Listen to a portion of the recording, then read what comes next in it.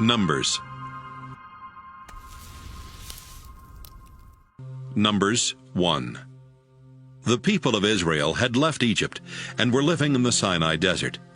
Then on the first day of the second month of the second year, Moses was in the sacred tent when the Lord said, I want you and Aaron to find out how many people are in each of Israel's clans and families, and make a list of all the men 20 years and older who are able to fight in battle.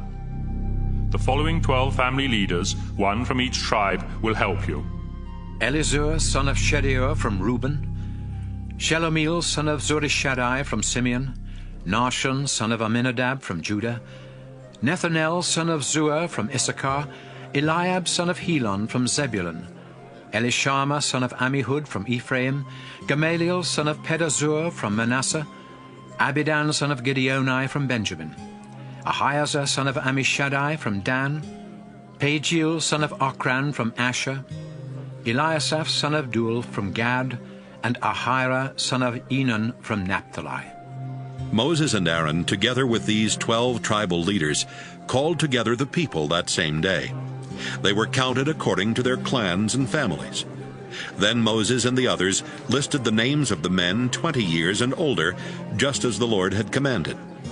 The number of men from each tribe who were at least 20 years old and strong enough to fight in Israel's army was as follows: 46,500 from Reuben, the oldest son of Jacob; 59,300 from Simeon; 45,650 from Gad; 74,600 from Judah; 54,400 from Issachar; 57,400 from Zebulun; 40,500 from Ephraim; 32,200 from Manasseh; 35,400 from Benjamin; 62,700 from Dan; 41,500 from Asher; 53,400 from Naphtali.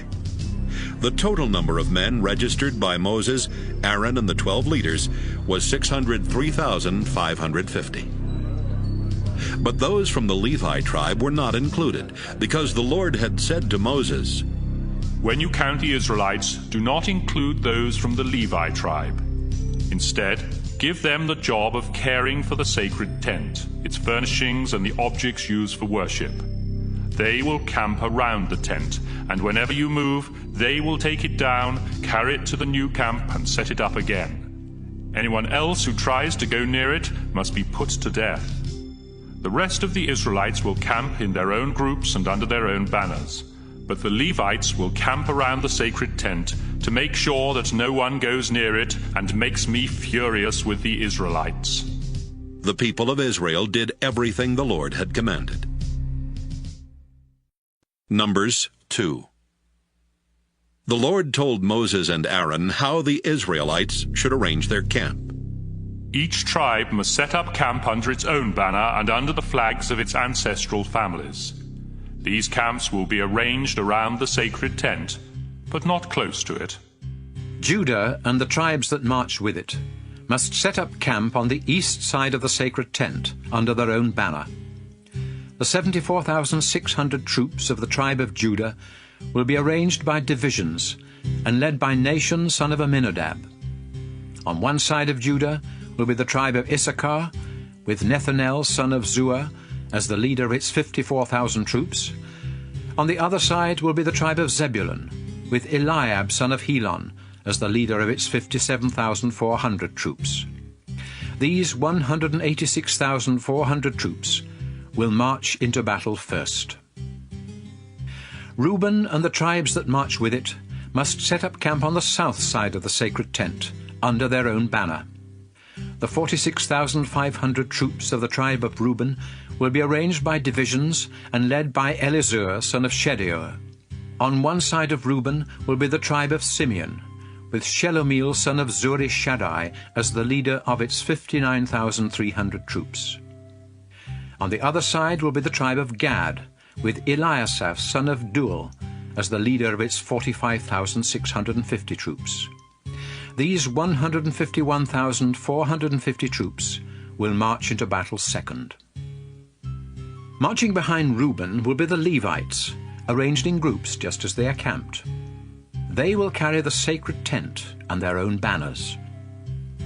Ephraim and the tribes that march with it must set up camp on the west side of the sacred tent, under their own banner. The 40,500 troops of the tribe of Ephraim will be arranged by divisions and led by Elishama, son of Ammihud. On one side of Ephraim will be the tribe of Manasseh, with Gamaliel, son of Pedazur, as the leader of its 32,200 troops. On the other side will be the tribe of Benjamin, with Abidan, son of Gideoni, as the leader of its 35,400 troops. These 108,100 troops will march into battle third. Dan and the tribes that march with it must set up camp on the north side of the sacred tent, under their own banner. The 62,700 troops of the tribe of Dan will be arranged by divisions and led by Ahiezer, son of Ammishaddai. On one side of Dan will be the tribe of Asher, with Pagiel, son of Ochram, as the leader of its 41,500 troops. On the other side will be the tribe of Naphtali, with Ahira, son of Enan, as the leader of its 53,400 troops. These 157,600 troops will march into battle last. So all the Israelites in the camp were counted according to their ancestral families. The troops were arranged by divisions and totaled 603,550. The only Israelites not included were the Levites, just as the Lord had commanded Moses. Israel did everything the Lord had told Moses. They arranged their camp according to clans and families, with each tribe under its own banner. And that was the order by which they marched into battle. Numbers 3. When the Lord talked with Moses on Mount Sinai, Aaron's 4 sons, Nadab, Abihu, Eleazar, and Ithamar, were the ones to be ordained as priests. But the Lord killed Nadab and Abihu in the Sinai desert, when they used fire that was unacceptable in their offering to the Lord. And because Nadab and Abihu had no sons, only Eleazar and Ithamar served as priests with their father Aaron. The Lord said to Moses, Assign the Levi tribe to Aaron the priest. They will be his assistants, and will work at the sacred tent for him and for all the Israelites. The Levites will serve the community by being responsible for the furnishings of the tent. They are assigned to help Aaron and his sons who have been appointed to be priests. Anyone else who tries to perform the duties of a priest must be put to death.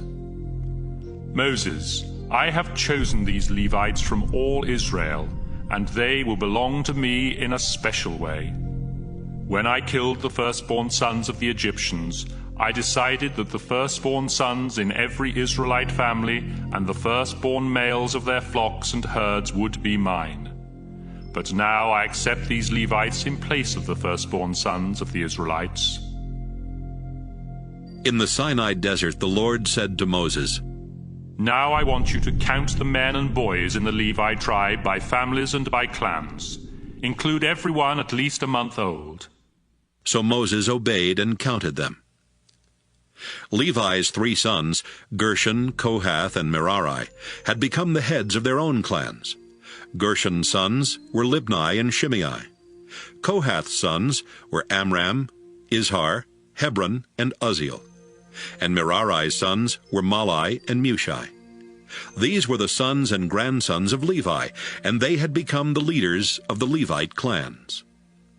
The 2 Gershon clans were the Libnites and the Shimeites, and they had 7,500 men and boys at least 1 month old. The Gershonites were to camp on the west side of the sacred tent, under the leadership of Eliasaph, son of Lael.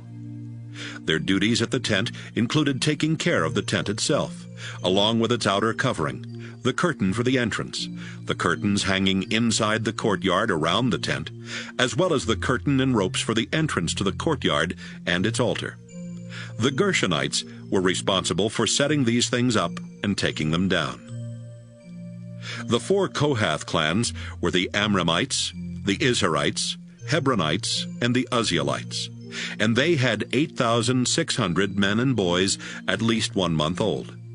The Kohathites were to camp on the south side of the sacred tent, under the leadership of Elizaphan, son of Uzziel. Their duties at the tent included taking care of the sacred chest, the table for the sacred bread, the lampstand, the altars, the objects used for worship, and the curtain in front of the most holy place. The Kohathites were responsible for setting these things up and taking them down.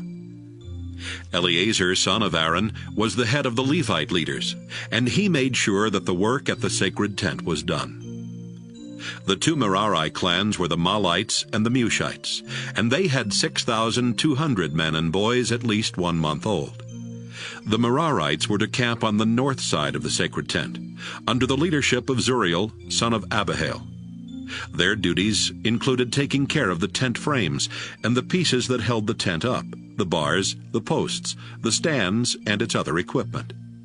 They were also in charge of the posts that supported the courtyard, as well as their stands, tent pegs, and ropes.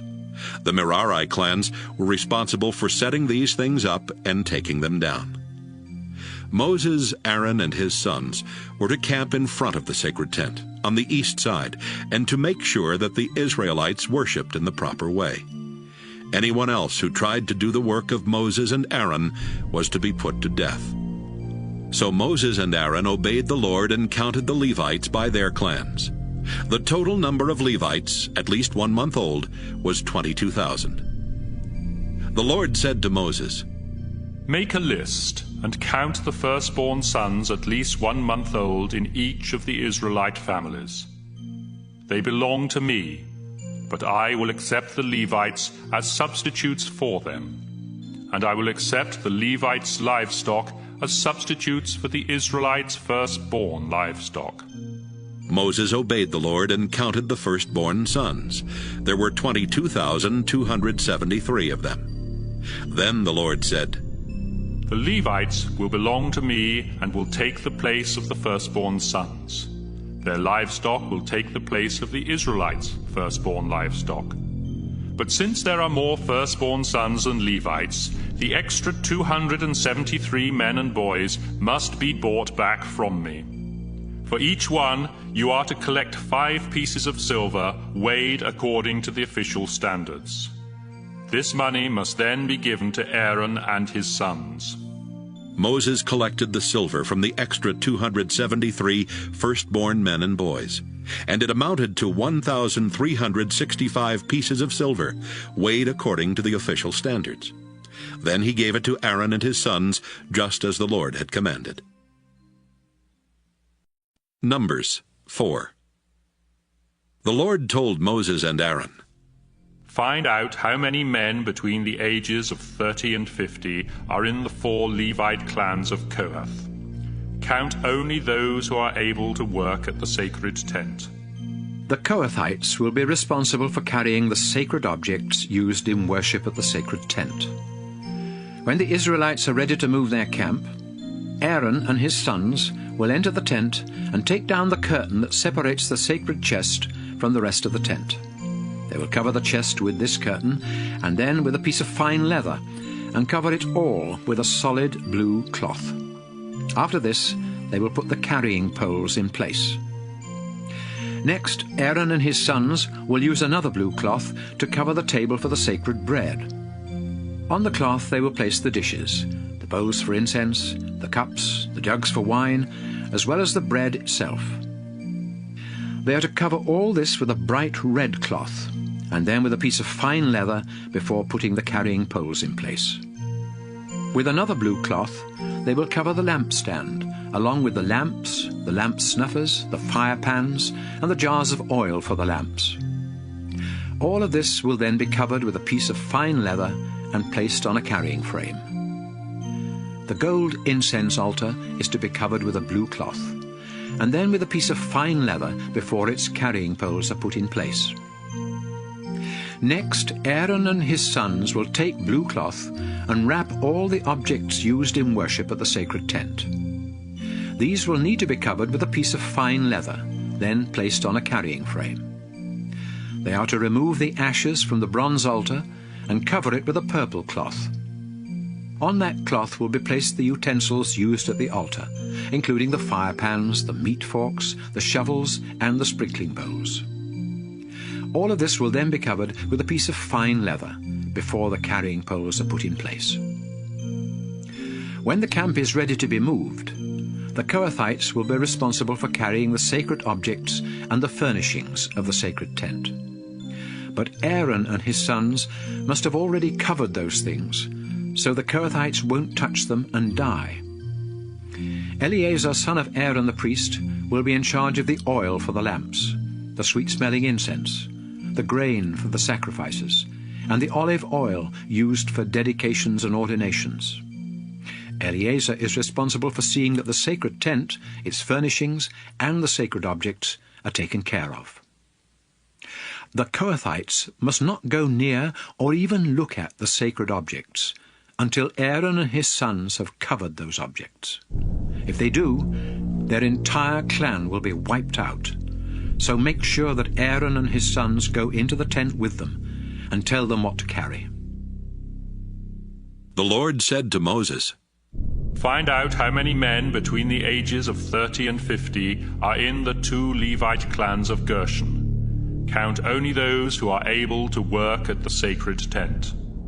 The Gershonites will be responsible for carrying the curtains of the sacred tent, its 2 outer coverings, the curtain for the entrance to the tent, the curtains hanging around the courtyard of the tent, and the curtain and ropes for the entrance to the courtyard. The Gershonites are to do whatever needs to be done to take care of these things, and they will carry them wherever Aaron and his sons tell them to. These are the duties of the Gershonites at the sacred tent, and Ithamar, son of Aaron, will make sure they do their work. The Lord said, Moses, find out how many men between 30 and 50 are in the 2 Levite clans of Merari, but count only those who are able to work at the sacred tent. The Merarites will be responsible for carrying the frames of the tent and its other pieces, including the bars, the posts, the stands, as well as the posts that support the courtyard, together with their stands, tent pegs, and ropes. The Merarites are to be told exactly what objects they are to carry, and Ithamar, son of Aaron, will make sure they do their work. Moses, Aaron, and the other Israelite leaders obeyed the Lord and counted the Levi tribe by families and clans to find out how many men there were between the ages of 30 and 50 who could work at the sacred tent. There were 2,750 Kohathites, 2,630 Gershonites, and 3,200 Merarites, making a total of 8,580. Then they were all assigned their duties. Numbers 5.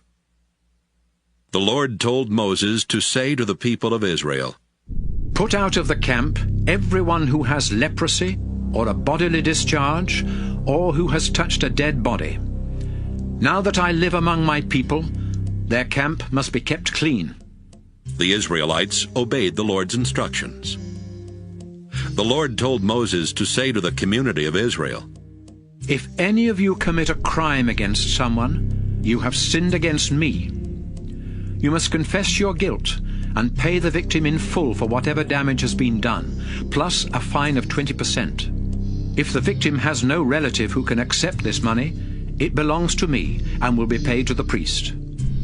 In addition to that payment, you must take a ram for the priest to sacrifice, so your sin will be forgiven. When you make a donation to the sacred tent, that money belongs only to the priest, and each priest will keep what is given to him. The Lord told Moses to say to the people of Israel, Suppose a man becomes jealous and suspects that his wife has been unfaithful, but he has no proof. He must take his wife to the priest, together with 2 pounds of ground barley, as an offering to find out if she is guilty. No olive oil or incense is to be put on that offering. The priest is to have the woman stand at my altar, where he will pour sacred water into a clay jar and stir in some dust from the floor of the sacred tent. Next, he will remove her veil, then hand her the barley offering and say, If you have been faithful to your husband, this water won't harm you. But if you have been unfaithful, it will bring down the Lord's curse. You will never be able to give birth to a child, and everyone will curse your name. Then the woman will answer, If I am guilty, let it happen just as you say." The priest will write these curses on special paper and wash them off into the bitter water, so that when the woman drinks this water, the curses will enter her body. He will take the barley offering from her and lift it up in dedication to me, the Lord. Then he will place it on my altar and burn part of it as a sacrifice. After that, the woman must drink the bitter water. If the woman has been unfaithful, the water will immediately make her unable to have children, and she will be a curse among her people. But if she is innocent, her body will not be harmed, and she will still be able to have children. This is the ceremony that must take place at my altar when a husband suspects that his wife has been unfaithful. The priest must have the woman stand in my presence and carefully follow these instructions. If the husband is wrong, he will not be punished, but if his wife is guilty, she will be punished. Numbers 6. The Lord told Moses to say to the people of Israel, "If any of you want to dedicate yourself to me by vowing to become a Nazirite, you must no longer drink any wine or beer or use any kind of vinegar. Don't drink grape juice or eat grapes or raisins, not even the seeds or skins. Even the hair of a Nazirite is sacred to me, and as long as you are a Nazirite, you must never cut your hair. During the time that you are a Nazirite, you must never go close to a dead body, not even that of your father, mother, brother, or sister. That would make you unclean. Your hair is the sign that you are dedicated to me, so remain holy. If someone suddenly dies near you, your hair is no longer sacred, and you must shave it 7 days later during the ceremony to make you clean. Then on the next day, bring 2 doves or 2 pigeons to the priest at the sacred tent. He will offer one of the birds as a sacrifice for sin, and the other as a sacrifice to please me. You will then be forgiven for being too near a dead body, and your hair will again become sacred. But the dead body made you unacceptable, so you must make another vow to become a Nazirite and be dedicated once more. Finally, a year-old ram must be offered as the sacrifice to make things right. When you have completed your promised time of being a Nazirite, go to the sacred tent and offer 3 animals that have nothing wrong with them: a year-old ram as a sacrifice to please me, a year-old female lamb as a sacrifice for sin, and a full-grown ram as a sacrifice to ask my blessing. Wine offerings and grain sacrifices must also be brought with these animals. Finally, you are to bring a basket of bread made with your finest flour and olive oil, but without yeast. Also bring some thin wafers brushed with oil. The priest will take these gifts to my altar and offer them, so that I will be pleased and will forgive you. Then he will sacrifice the ram and offer the wine, grain, and bread. After that, you will stand at the entrance to the sacred tent, shave your head, and put the hair in the fire where the priest has offered the sacrifice to ask my blessing. Once the meat from the ram's shoulder has been boiled, the priest will take it, along with 1 loaf of bread and 1 wafer brushed with oil, and give them to you. You will hand them back to the priest, who will lift them up in dedication to me. Then he can eat the meat from the ram's shoulder, its choice ribs, and its hind leg, because this is his share of the sacrifice. After this, you will no longer be a Nazirite, and will be free to drink wine. These are the requirements for Nazirites. However, if you can afford to offer more, you must do so. The Lord told Moses, When Aaron and his sons bless the people of Israel, they must say, I pray that the Lord will bless and protect you, and that he will show you mercy and kindness. May the Lord be good to you and give you peace. Then the Lord said, If Aaron and his sons ask me to bless the Israelites, I will give them my blessing. Numbers 7. When Moses had finished setting up the sacred tent, he dedicated it to the Lord, together with its furnishings, the altar, and its equipment. Then the 12 tribal leaders of Israel, the same men who had been in charge of counting the people, came to the tent with gifts for the Lord. They brought 6 strong carts and 12 oxen, 1 ox from each leader, and a cart from every 2. The Lord said to Moses, "Accept these gifts, so the Levites can use them here at the sacred tent for carrying the sacred things." Then Moses took the carts and oxen and gave them to the Levites, who were under the leadership of Ithamar son of Aaron. Moses gave 2 carts and 4 oxen to the Gershonites for their work, and 4 carts and 8 oxen to the Merarites for their work. But Moses did not give any to the Kohathites, because they were in charge of the sacred objects that had to be carried on their shoulders. On the day the altar was dedicated, the 12 leaders brought offerings for its dedication. The Lord said to Moses, "Each day 1 leader is to give his offering for the dedication." So each leader brought the following gifts: a silver bowl that weighed over 3 pounds, and a silver sprinkling bowl weighing almost 2 pounds, both of them filled with flour and olive oil as grain sacrifices, and weighed according to the official standards. A small gold dish filled with incense. A young bull, a full-grown ram, and a year-old ram as sacrifices to please the Lord. A goat as a sacrifice for sin. And 2 bulls, 5 full-grown rams, 5 goats, and 5 rams a year old as sacrifices to ask the Lord's blessing. The tribal leaders brought their gifts and offerings in the following order. On the first day, Nahshon from Judah. On the second day, Nathanael from Issachar. On the third day, Eliab from Zebulun. On the fourth day, Eliezer from Reuben. On the 5th day, Shelumiel from Simeon. On the 6th day, Eliasaph from Gad. On the 7th day, Elishama from Ephraim. On the 8th day, Gamaliel from Manasseh. On the 9th day, Abidan from Benjamin. On the 10th day, Ahiezer from Dan. On the 11th day, Pagiel from Asher. On the 12th day, Ahira from Naphtali. And so when the altar was dedicated to the Lord, these 12 leaders brought the following gifts: 12 silver bowls and 12 silver sprinkling bowls, weighing a total of about 60 pounds, according to the official standards. 12 gold dishes filled with incense and weighing about 3 pounds. 12 bulls, 12 full-grown rams, and 12 rams a year old as sacrifices to please the Lord, along with the proper grain sacrifices. 12 goats as sacrifices for sin, and 24 bulls, 60 full-grown rams, 60 goats, and 60 rams a year old as sacrifices to ask the Lord's blessing. Whenever Moses needed to talk with the Lord, he went into the sacred tent, where he heard the Lord's voice coming from between the 2 winged creatures above the lid of the sacred chest.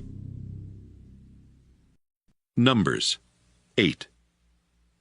The Lord said to Moses, "Tell Aaron to put the 7 lamps on the lampstand so they shine towards the front." Aaron obeyed and placed the lamps as he was told. The lampstand was made of hammered gold from its base to the decorative flowers on top, exactly like the pattern the Lord had described to Moses. The Lord said to Moses, "The Levites must be acceptable to me before they begin working at the sacred tent." So separate them from the rest of the Israelites, and sprinkle them with the water that washes away their sins. Then have them shave their entire bodies and wash their clothes. They are to bring a bull and its proper grain sacrifice of flour mixed with olive oil, and they must bring a second bull as a sacrifice for sin. Then you, Moses, will call together all the people of Israel and have the Levites go to my sacred tent, where the people will place their hands on them. Aaron will present the Levites to me as a gift from the people, so that the Levites will do my work. After this, the Levites are to place their hands on the heads of the bulls. Then one of the bulls will be sacrificed for the forgiveness of sin, and the other to make sure that I am pleased. The Levites will stand at my altar in front of Aaron and his sons, who will then dedicate the Levites to me. This ceremony will show that the Levites are different from the other Israelites and belong to me in a special way. After they have been made acceptable and have been dedicated, they will be allowed to work at my sacred tent. They are mine and will take the place of the firstborn Israelite sons. When I killed the oldest sons of the Egyptians, I decided that the firstborn sons in each Israelite family would be mine, as well as every firstborn male from their flocks and herds. But now I have chosen these Levites as substitutes for the firstborn sons, and I have given them as gifts to Aaron and his sons to serve at the sacred tent. I will hold them responsible for what happens to anyone who gets too close to the sacred tent. Moses, Aaron, and the other Israelites made sure that the Levites did everything the Lord had commanded. The Levites sprinkled themselves with the water of forgiveness and washed their clothes. Then Aaron brought them to the altar and offered sacrifices to forgive their sins and make them acceptable to the Lord. After this, the Levites worked at the sacred tent as assistants to Aaron and his sons, just as the Lord had commanded. The Lord also told Moses, Levites who are between the ages of 25 and 50 can work at my sacred tent. But once they turn 50, they must retire. They may help the other Levites in their duties, but they must no longer be responsible for any work themselves. Remember this when you assign their duties. Numbers 9. During the first month of Israel's second year in the Sinai desert, the Lord had told Moses to say to the people, Celebrate Passover in the evening of the 14th day of this month, and do it by following all the regulations. Moses told the people what the Lord had said, and they celebrated Passover there in the desert in the evening of the 14th day of the first month. Some people in Israel's camp had touched a dead body and had become unfit to worship the Lord, and they could not celebrate Passover. But they asked Moses and Aaron, Even though we have touched a dead body, why can't we celebrate Passover and offer sacrifices to the Lord at the same time as everyone else? Moses said, Wait here while I go into the sacred tent and find out what the Lord says about this. The Lord then told Moses to say to the community of Israel, If any of you or your descendants touch a dead body and become unfit to worship me, or if you are away on a long journey, you may still celebrate Passover. But it must be done in the second month, in the evening of the 14th day. Eat the Passover lamb with thin bread and bitter herbs, and don't leave any of it until morning, or break any of the animal's bones. Be sure to follow these regulations. But if any of you refuse to celebrate Passover when you are not away on a journey, you will no longer belong to my people. You will be punished because you did not offer sacrifices to me at the proper time. Anyone, including foreigners who live among you, can celebrate Passover if they follow all the regulations. As soon as the sacred tent was set up, a thick cloud appeared and covered it. The cloud was there each day, and during the night a fire could be seen in it. The Lord used this cloud to tell the Israelites when to move their camp and where to set it up again. As long as the cloud covered the tent, the Israelites did not break camp. But when the cloud moved, they followed it, and wherever it stopped, they camped and stayed there, whether it was only one night, a few days, a month, or even a year. As long as the cloud remained over the tent, the Israelites stayed where they were. But when the cloud moved, so did the Israelites. They obeyed the Lord's commands and went wherever he directed Moses. Numbers 10. The Lord told Moses, Have someone make 2 trumpets out of hammered silver. These will be used to call the people together and to give the signal for moving your camp. If both trumpets are blown, everyone is to meet with you at the entrance to the sacred tent. But if just one is blown, only the 12 tribal leaders need to come together. Give a signal on a trumpet when it is time to break camp. The first blast will be the signal for the tribes camped on the east side, and the second blast will be the signal for those on the south. But when you want everyone to come together, sound a different signal on the trumpet. The priests of Aaron's family will be the ones to blow the trumpets, and this law will never change. Whenever you go into battle against an enemy attacking your land, give a warning signal on the trumpets. Then I, the Lord, will hear it and rescue you. During the celebration of the New Moon Festival and other religious festivals, sound the trumpets while you offer sacrifices. This will be a reminder that I am the Lord your God. On the 12th day of the second month of that same year, the cloud over the sacred tent moved on. So the Israelites broke camp and left the Sinai desert. And sometime later, the cloud stopped in the Paran desert. This was the first time the Lord had told Moses to command the people of Israel to move on. Judah and the tribes that camped alongside it marched out first, carrying their banner. Nahshon, son of Amminadab, was the leader of the Judah tribe. Nathaniel, son of Zuar, was the leader of the Issachar tribe. And Eliab, son of Helon, was the leader of the Zebulun tribe. The sacred tent had been taken down, and the Gershonites and the Merarites carried it, marching behind the Judah camp. Reuben and the tribes that camped alongside it marched out second, carrying their banner. Elizur, son of Shedeur, was the leader of the Reuben tribe. Shelumiel, son of Zurishaddai, was the leader of the Simeon tribe. And Eliasaph, son of Deuel, was the leader of the Gad tribe. Next were the Kohathites, carrying the objects for the sacred tent, which was to be set up before they arrived at the new camp. Ephraim and the tribes that camped alongside it marched next, carrying their banner. Elishama, son of Ammihud, was the leader of the Ephraim tribe. Gamaliel, son of Pedazur, was the leader of the Manasseh tribe. And Abidan, son of Gideoni, was the leader of the Benjamin tribe. Dan and the tribes that camped alongside it were to protect the Israelites against an attack from behind, and so they marched last, carrying their banner. Ahiezer, son of Ammishaddai, was the leader of the tribe of Dan. Pagiel, son of Ochran, was the leader of the Asher tribe. And Ahira, son of Enan, was the leader of the Naphtali tribe. This was the order in which the Israelites marched each time they moved their camp. Hobab the Midianite, the father-in-law of Moses, was there. And Moses said to him, We're leaving for the place the Lord has promised us. He has said that all will go well for us. So come along, and we will make sure that all goes well for you. No, I won't go, Hobab answered. I'm returning home to be with my own people.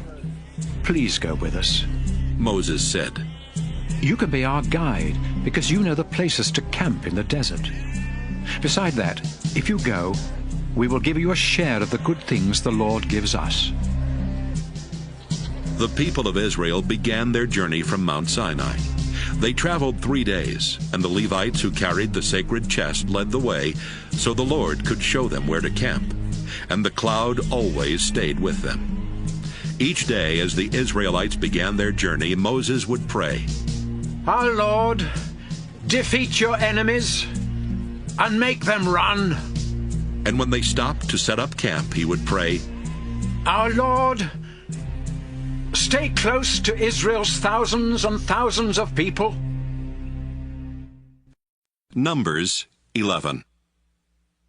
One day, the Israelites started complaining about their troubles. The Lord heard them and became so angry that he destroyed the outer edges of their camp with fire.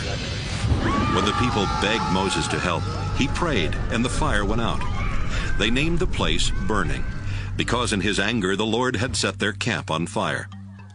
One day, some worthless foreigners among the Israelites became greedy for food, and even the Israelites themselves began moaning. We don't have any meat. In Egypt, we could eat all the fish we wanted, and there were cucumbers, melons, onions, and garlic. But we're starving out here, and the only food we have is this manna. The manna was like small whitish seeds, and tasted like something baked with sweet olive oil. It appeared at night with the dew. In the morning, the people would collect the manna, grind or crush it into flour, then boil it and make it into thin wafers. The Israelites stood around their tents complaining. Moses heard them and was upset that they had made the Lord angry. He prayed, I am your servant, Lord, so why are you doing this to me? What have I done to deserve this? You made me responsible for all these people, but they're not my children. You told me to nurse them along and to carry them to the land you promised their ancestors. They keep whining for meat, but where can I get meat for them? This job is too much for me. How can I take care of all these people by myself? If this is the way you're going to treat me, just kill me now and end my miserable life. The Lord said to Moses, Choose 70 of Israel's respected leaders and go with them to the sacred tent. While I am talking with you there, I will give them some of your authority, so they can share responsibility for my people. You will no longer have to care for them by yourself. As for the Israelites, I have heard them complaining about not having meat and about being better off in Egypt. So tell them to make themselves acceptable to me, because tomorrow they will have meat. In fact, they will have meat day after day for a whole month, not just a few days or even 10 or 20. They turned against me and wanted to return to Egypt. Now they will eat meat until they get sick of it. Moses replied, At least 600,000 grown men are here with me. How can you say there will be enough meat to feed them and their families for a whole month? Even if we butchered all of our sheep and cattle or caught every fish in the sea, we wouldn't have enough to feed them. The Lord answered, I can do anything. Watch, and you'll see my words come true. Moses told the people what the Lord had said. Then he chose 70 respected leaders and went with them to the sacred tent. While the leaders stood in a circle around the tent, Moses went inside, and the Lord spoke with him. Then the Lord took some authority from Moses and gave it to the 70 leaders. And when the Lord's Spirit took control of them, they started shouting like prophets, but they did it only this one time.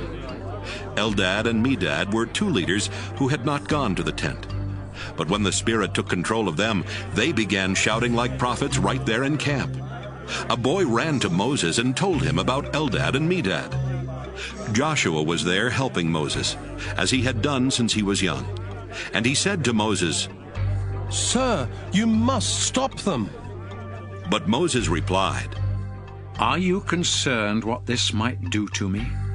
I wish the Lord would give his Spirit to all his people, so everyone could be a prophet. Then Moses and the 70 leaders went back to camp. Sometime later, the Lord sent a strong wind that blew quails in from the sea until Israel's camp was completely surrounded with birds, piled up about 3 feet high for miles in every direction. The people picked up quails for 2 days. Each person filled at least 50 bushels. Then they spread them out to dry. But before the meat could be eaten, the Lord became angry and sent a disease through the camp. After they had buried the people who had been so greedy for meat, they called the place Graves for the Greedy. Israel then broke camp and traveled to Hazeroth. Numbers 12. Although Moses was the most humble person in all the world, Miriam and Aaron started complaining. Moses had no right to marry that woman from Ethiopia. Who does he think he is? The Lord has spoken to us, not just to him. The Lord heard their complaint and told Moses, Aaron, and Miriam to come to the entrance of the sacred tent. There the Lord appeared in a cloud and told Aaron and Miriam to come closer. Then, after commanding them to listen carefully, he said, I, the Lord, speak to prophets in visions and dreams. But my servant Moses is the leader of my people. He sees me face to face, and everything I say to him is perfectly clear. You have no right to criticize my servant Moses. The Lord became angry at Aaron and Miriam. And after the Lord left and the cloud disappeared from over the sacred tent, Miriam's skin turned white with leprosy. When Aaron saw what had happened to her, he said to Moses, "Sir, please don't punish us for doing such a foolish thing. Don't let Miriam's flesh rot away like a child born dead." Moses prayed, "Lord God, please heal her." But the Lord replied, Miriam would be disgraced for 7 days if her father had punished her by spitting in her face. So make her stay outside the camp for 7 days before coming back. The people of Israel did not move their camp until Miriam returned 7 days later. Then they left Hazeroth and set up camp in the Paran desert. Numbers 13. The Lord said to Moses, Choose a leader from each tribe and send them into Canaan to explore the land I am giving you. So Moses sent 12 tribal leaders from Israel's camp in the Paran desert, with orders to explore the land of Canaan.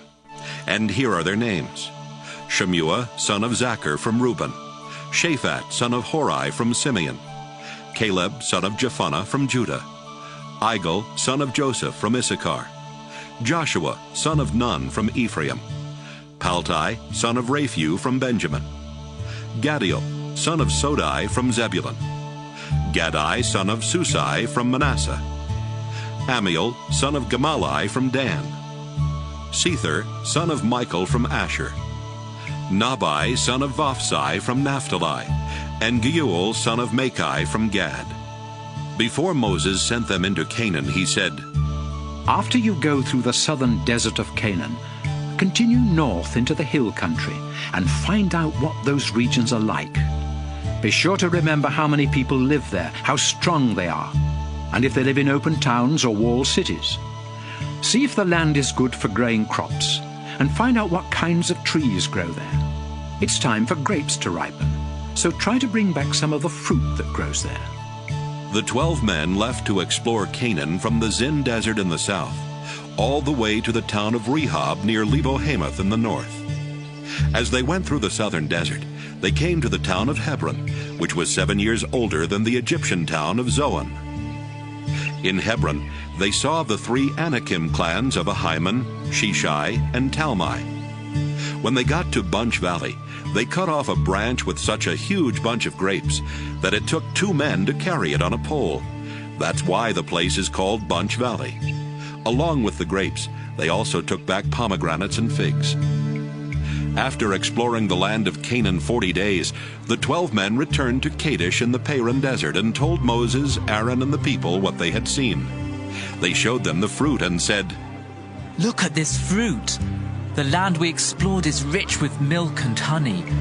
But the people who live there are strong and their cities are large and walled. We even saw the 3 Anakim clans. Besides that, the Amalekites live in the southern desert. The Hittites, Jebusites, and Amorites are in the hill country, and the Canaanites live along the Mediterranean Sea and the Jordan River. Caleb calmed down the crowd and said, Let's go and take the land. I know we can do it.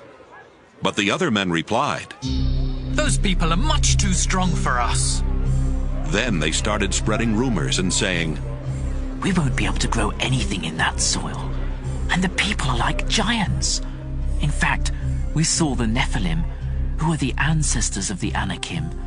They were so big that we felt as small as grasshoppers. Numbers 14. After the Israelites heard the report from the 12 men who had explored Canaan, the people cried all night and complained to Moses and Aaron. We wish we had died in Egypt or somewhere out here in the desert. Is the Lord leading us into Canaan just to have us killed and our women and children captured? We'd be better off in Egypt.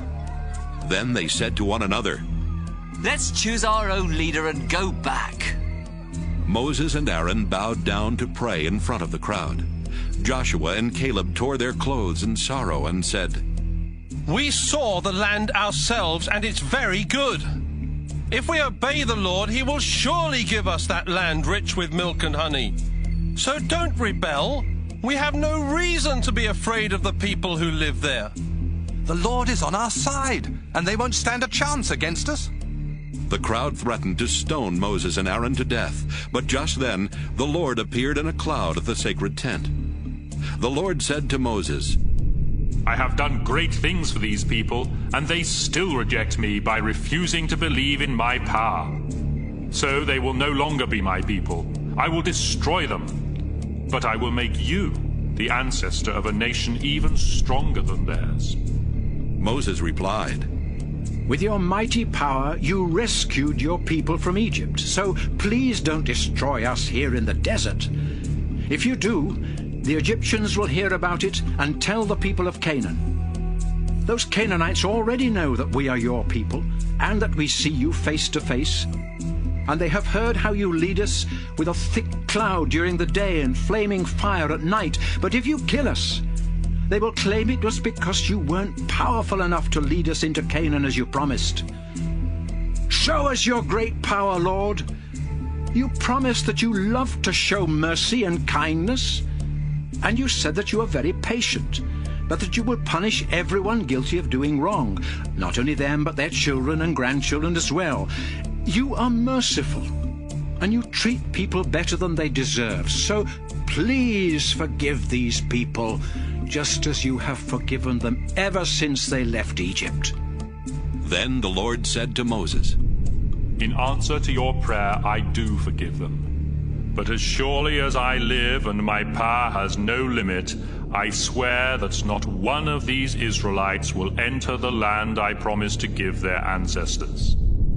These people have seen my power in Egypt and in the desert, but they will never see Canaan. They have disobeyed and tested me too many times. But my servant Caleb isn't like the others. So, because he has faith in me, I will allow him to cross into Canaan, and his descendants will settle there. Now listen, Moses. The Amalekites and the Canaanites live in the valleys of Canaan. And tomorrow morning you'll need to turn around and head back into the desert toward the Red Sea. The Lord told Moses and Aaron to give this message to the people of Israel. You sinful people have complained against me too many times. Now I swear by my own life that I will give you exactly what you wanted. You will die right here in the desert, and your dead bodies will cover the ground. You have insulted me, and none of you men who are over 20 years old will enter the land that I solemnly promised to give you as your own. Only Caleb and Joshua will go in. You were worried that your own children would be captured, but I, the Lord, will let them enter the land you have rejected. You will die here in the desert. Your children will wander around in this desert 40 years, suffering because of your sins, until all of you are dead. I will cruelly punish you every day for the next 40 years, 1 year for each day that the land was explored. You sinful people who ganged up against me will die here in the desert. 10 of the men sent to explore the land had brought back bad news and had made the people complain against the Lord. So he sent a deadly disease that killed those men, but he let Joshua and Caleb live. The people of Israel were very sad after Moses gave them the Lord's message. So they got up early the next morning and got ready to head toward the hill country of Canaan. They said, We were wrong to complain about the Lord. Let's go into the land that he promised us. But Moses replied, You're disobeying the Lord. Your plan won't work, so don't even try it. The Lord refuses to help you because you turned your backs on him. The Amalekites and the Canaanites are your enemies, and they will attack and defeat you. But the Israelites ignored Moses and marched toward the hill country, even though the sacred chest and Moses did not go with them. The Amalekites and the Canaanites came down from the hill country, defeated the Israelites, and chased them as far as the town of Hormah. Numbers 15. The Lord told Moses to give the Israelites the following laws about offering sacrifices. bulls or rams or goats are the animals that you may burn on the altar as sacrifices to please me. You may also offer sacrifices voluntarily, or because you made a promise, or because they are part of your regular religious ceremonies. The smell of the smoke from these sacrifices is pleasing to me. If you sacrifice a young ram or goat, you must also offer 2 pounds of your finest flour mixed with a quart of olive oil as a grain sacrifice. A quart of wine must also be poured on the altar. And if the animal is a full-grown ram, you must offer 4 pounds of flour mixed with 1.5 quarts of olive oil. 1.5 quarts of wine must also be poured on the altar. The smell of this smoke is pleasing to me. If a bull is offered as a sacrifice to please me, or to ask my blessing, you must offer 6 pounds of flour mixed with 2 quarts of olive oil. 2 quarts of wine must also be poured on the altar. The smell of this smoke is pleasing to me. If you were a native Israelite, you must obey these rules each time you offer a bull, a ram, or a goat as a sacrifice. And the foreigners who live among you must also follow these rules. This law will never change. I am the Lord, and I consider all people the same, whether they are Israelites or foreigners living among you. When you eat food in the land that I am giving you, remember to set aside some of it as an offering to me. From the first batch of bread dough that you make after each new grain harvest, make a loaf of bread and offer it to me just as you offer grain. All your descendants must follow this law and offer part of the first batch of bread dough. The Lord also told Moses to tell the people what must be done if they ever disobey his laws. If all of you disobey one of my laws without meaning to, you must offer a bull as a sacrifice to please me, together with a grain sacrifice, a wine offering, and a goat as a sacrifice for sin. Then the priest will pray and ask me to forgive you. And since you did not mean to do wrong, and you offered sacrifices, the sin of everyone, both Israelites and foreigners among you, will be forgiven.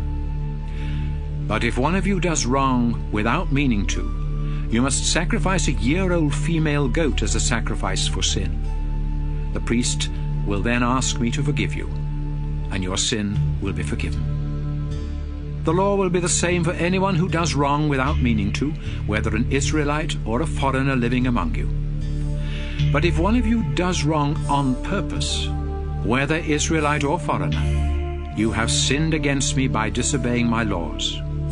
You will be sent away and will no longer live among the people of Israel. Once, while the Israelites were traveling through the desert, a man was caught gathering firewood on the Sabbath.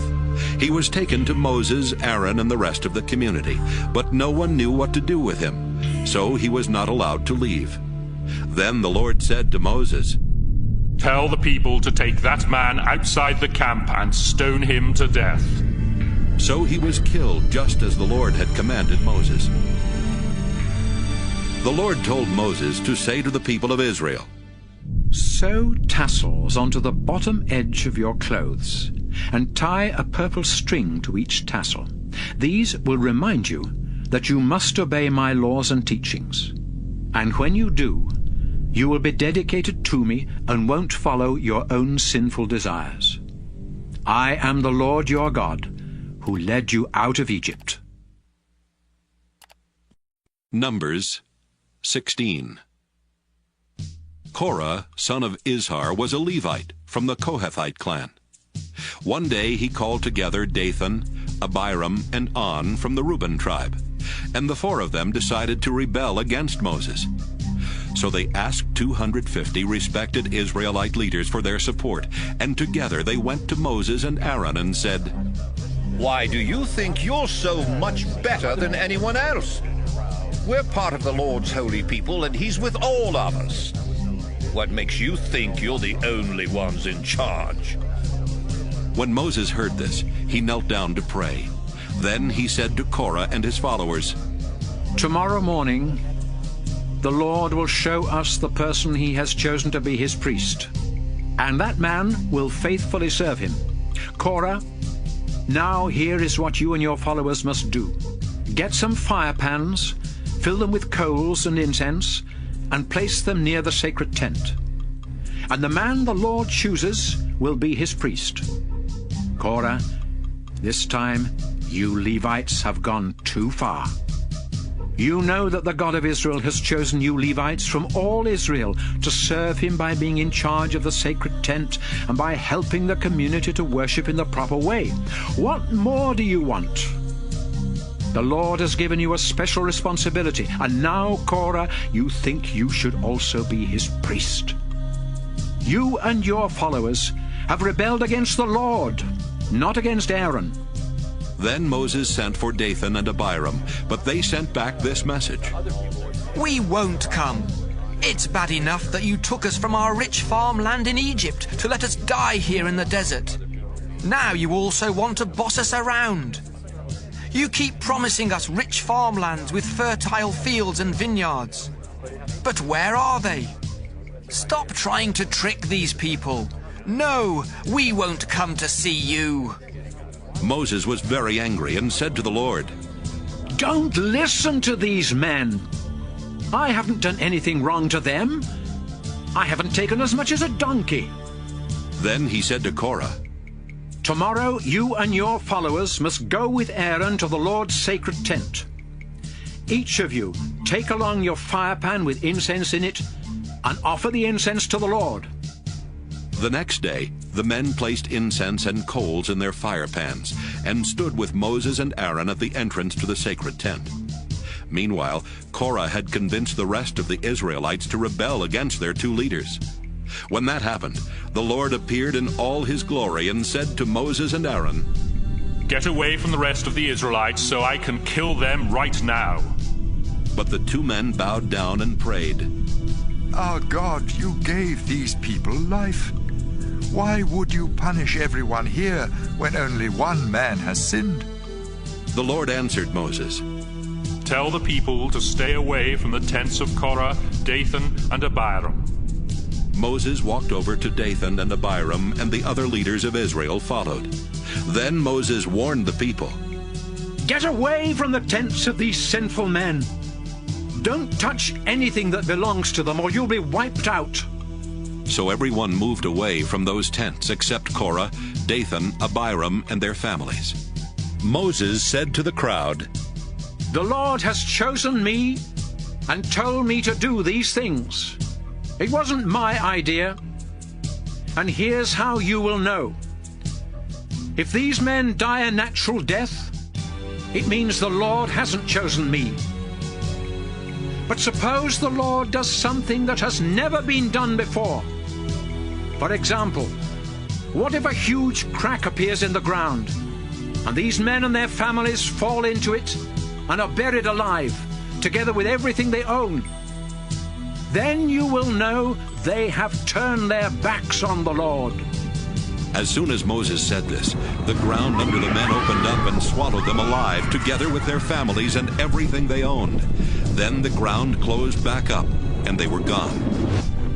The rest of the Israelites heard their screams, so they ran off shouting, We don't want that to happen to us.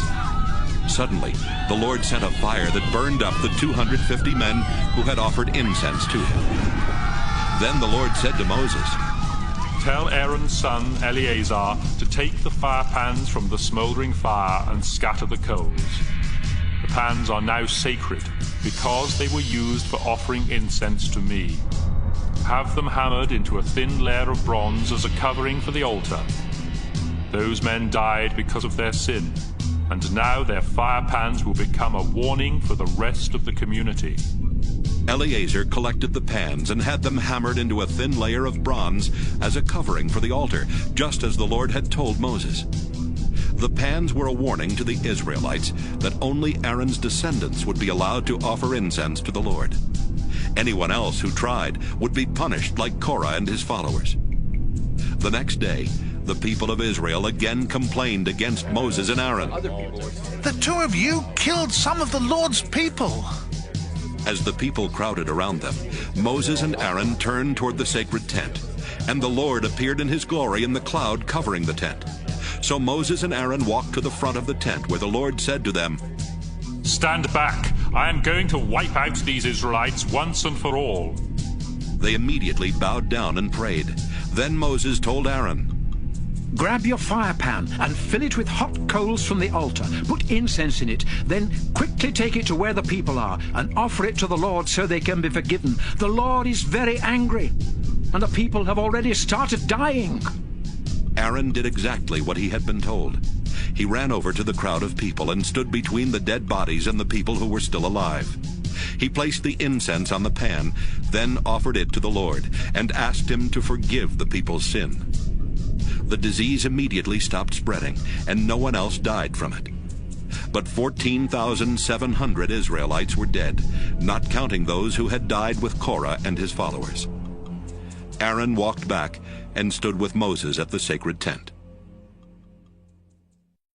Numbers 17. The Lord told Moses, Call together the 12 tribes of Israel, and tell the leader of each tribe to write his name on the walking stick he carries as a symbol of his authority.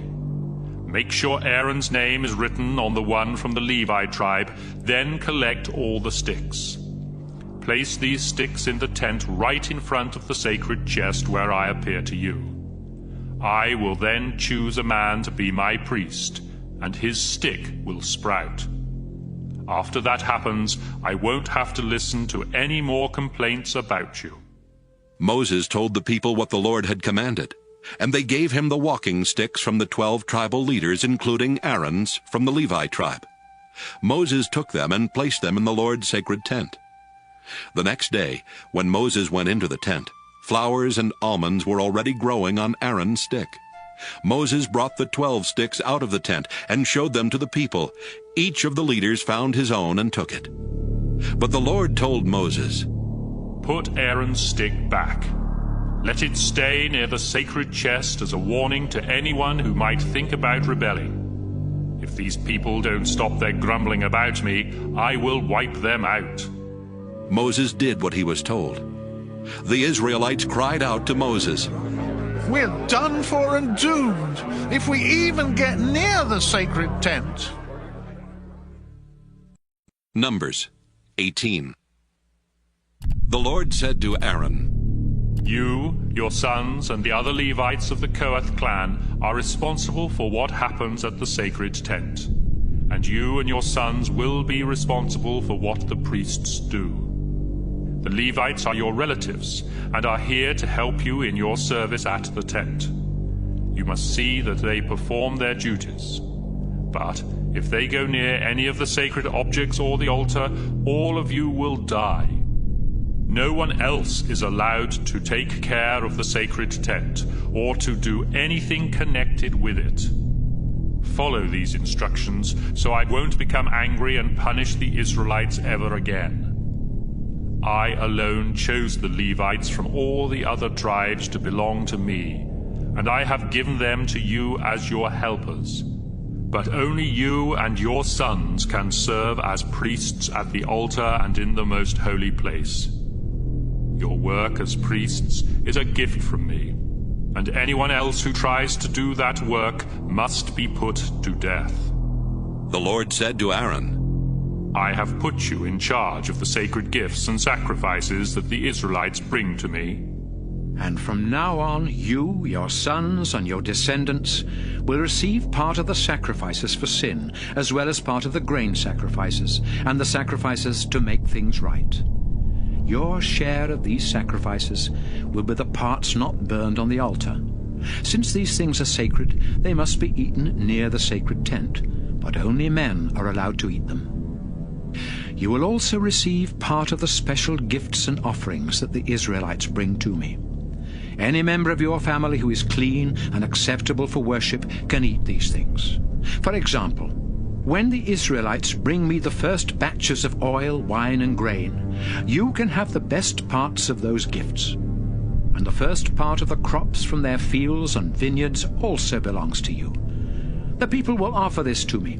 Then anyone in your family who is clean may have some of it. Everything in Israel that has been completely dedicated to me will now belong to you. The firstborn son in every Israelite family, as well as the firstborn males of their flocks and herds, belong to me. But a firstborn son and every firstborn donkey must be bought back from me. The price for a firstborn son who is at least 1 month old will be 5 pieces of silver, weighed according to the official standards. However, all firstborn cattle, sheep, and goats belong to me and cannot be bought back. Splatter their blood on the altar, and send their fat up in smoke, so I can smell it and be pleased. You are allowed to eat the meat of those animals, just as you can eat the choice ribs and the right hind leg of the special sacrifices. From now on, the sacred offerings that the Israelites give to me will belong to you, your sons, and your daughters. This is my promise to you and your descendants, and it will never change. You will not receive any land in Israel as your own. I am the Lord, and I will give you whatever you need. 10% of the Israelites' crops and 1 out of every 10 of their newborn animals belong to me. But I am giving all this to the Levites as their pay for the work they do at the sacred tent. They are the only ones allowed to work at the tent, and they must not let anyone else come near it. Those who do must be put to death, and the Levites will also be punished. This law will never change. Since the Levites won't be given any land in Israel as their own, they will be given the crops and newborn animals that the Israelites offer to me. The Lord told Moses to say to the Levites, When you receive from the people of Israel 10% of their crops and newborn animals, you must offer 1/10 of that to me. Just as the Israelites give me part of their grain and wine, you must set aside part of what you receive as an offering to me. That amount must then be given to Aaron, so the best of what you receive will be mine. After you have dedicated the best parts to me, you can eat the rest, just as the Israelites eat part of their grain and wine after offering them to me. Your share may be eaten anywhere by anyone in your family, because it is your pay for working at the sacred tent. You won't be punished for eating it, as long as you have already offered the best parts to me. The gifts and sacrifices brought by the people must remain sacred, and if you eat any part of them before they are offered to me, you will be put to death. Numbers 19. The Lord gave Moses and Aaron the following law. The people of Israel must bring Moses a reddish-brown cow that has nothing wrong with it and that has never been used for plowing. Moses will give it to Eleazar the priest. Then it will be led outside the camp and killed while Eleazar watches. He will dip his finger into the blood and sprinkle it 7 times in the direction of the sacred tent. Then the whole cow, including its skin, meat, blood, and insides, must be burned. A priest is to throw a stick of cedar wood, a hyssop branch, and a piece of red yarn into the fire. After the ceremony, the priest is to take a bath and wash his clothes. Only then can he go back into the camp, but he remains unclean and unfit for worship until evening. The man who burned the cow must also wash his clothes and take a bath, but he is also unclean until evening. A man who isn't unclean must collect the ashes of the burnt cow and store them outside the camp in a clean place. The people of Israel can mix these ashes with the water used in the ceremony to wash away sin. The man who collects the ashes must wash his clothes, but will remain unclean until evening. This law must always be obeyed by the people of Israel and the foreigners living among them. If you touch a dead body, you will be unclean for 7 days. But if you wash with the water mixed with the cow's ashes on the 3rd day and again on the 7th day, you will be clean and acceptable for worship. You must wash yourself on those days. If you don't, you will remain unclean. Suppose you touch a dead body, but refuse to be made clean by washing with the water mixed with ashes. You will be guilty of making my sacred tent unclean, and will no longer belong to the people of Israel. If someone dies in a tent while you are there, you will be unclean for 7 days. and anyone who later enters the tent will also be unclean. Any open jar in the tent is unclean. If you touch the body of someone who was killed, or who died of old age, or if you touch a human bone or a grave, you will be unclean for 7 days. Before you can be made clean, someone who is clean must take some of the ashes from the burnt cow and stir them into a pot of spring water. That same person must dip a hyssop branch in the water and ashes, then sprinkle it on the tent and everything in it, including everyone who was inside. If you have touched a human bone, a grave, or a dead body, you must be sprinkled with that water. If this is done on the 3rd day and on the 7th day, you will be clean. Then, after you take a bath and wash your clothes, you can worship that evening. If you are unclean and refuse to be made clean by washing with the water mixed with ashes, you will be guilty of making my sacred tent unclean, and you will no longer belong to the people of Israel. These laws will never change. The man who sprinkled the water and the ashes on you when you were unclean must also wash his clothes.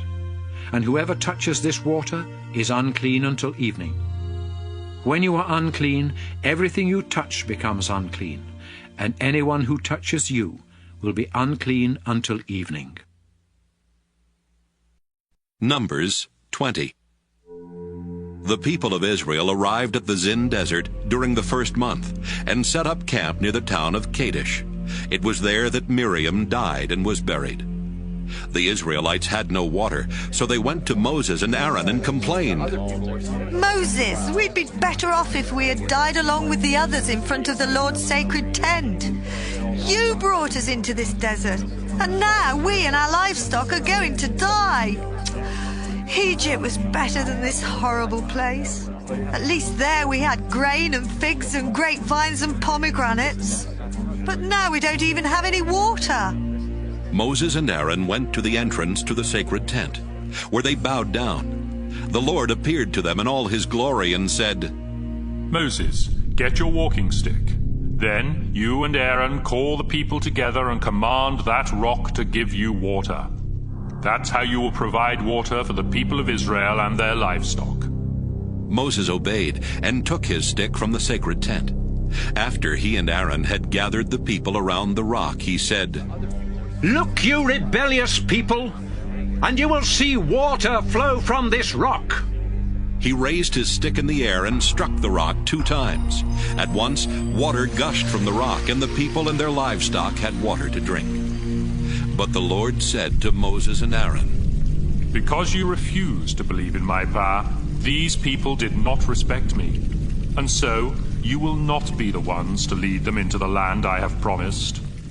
The Israelites had complained against the Lord, and he had shown them his holy power by giving them water to drink. So they named the place Meribah, which means complaining. Moses sent messengers from Israel's camp near Kadesh with this message for the king of Edom. We are Israelites, your own relatives, and we are sure you have heard the terrible things that have happened to us. Our ancestors settled in Egypt and lived there a long time, but later the Egyptians were cruel to us. And when we begged our Lord for help, he answered our prayer and brought us out of that land. Now we are camped at the border of your territory, near the town of Kadesh. Please let us go through your country. We won't go near your fields and vineyards, and we won't drink any water from your wells. We will stay on the main road until we leave your territory.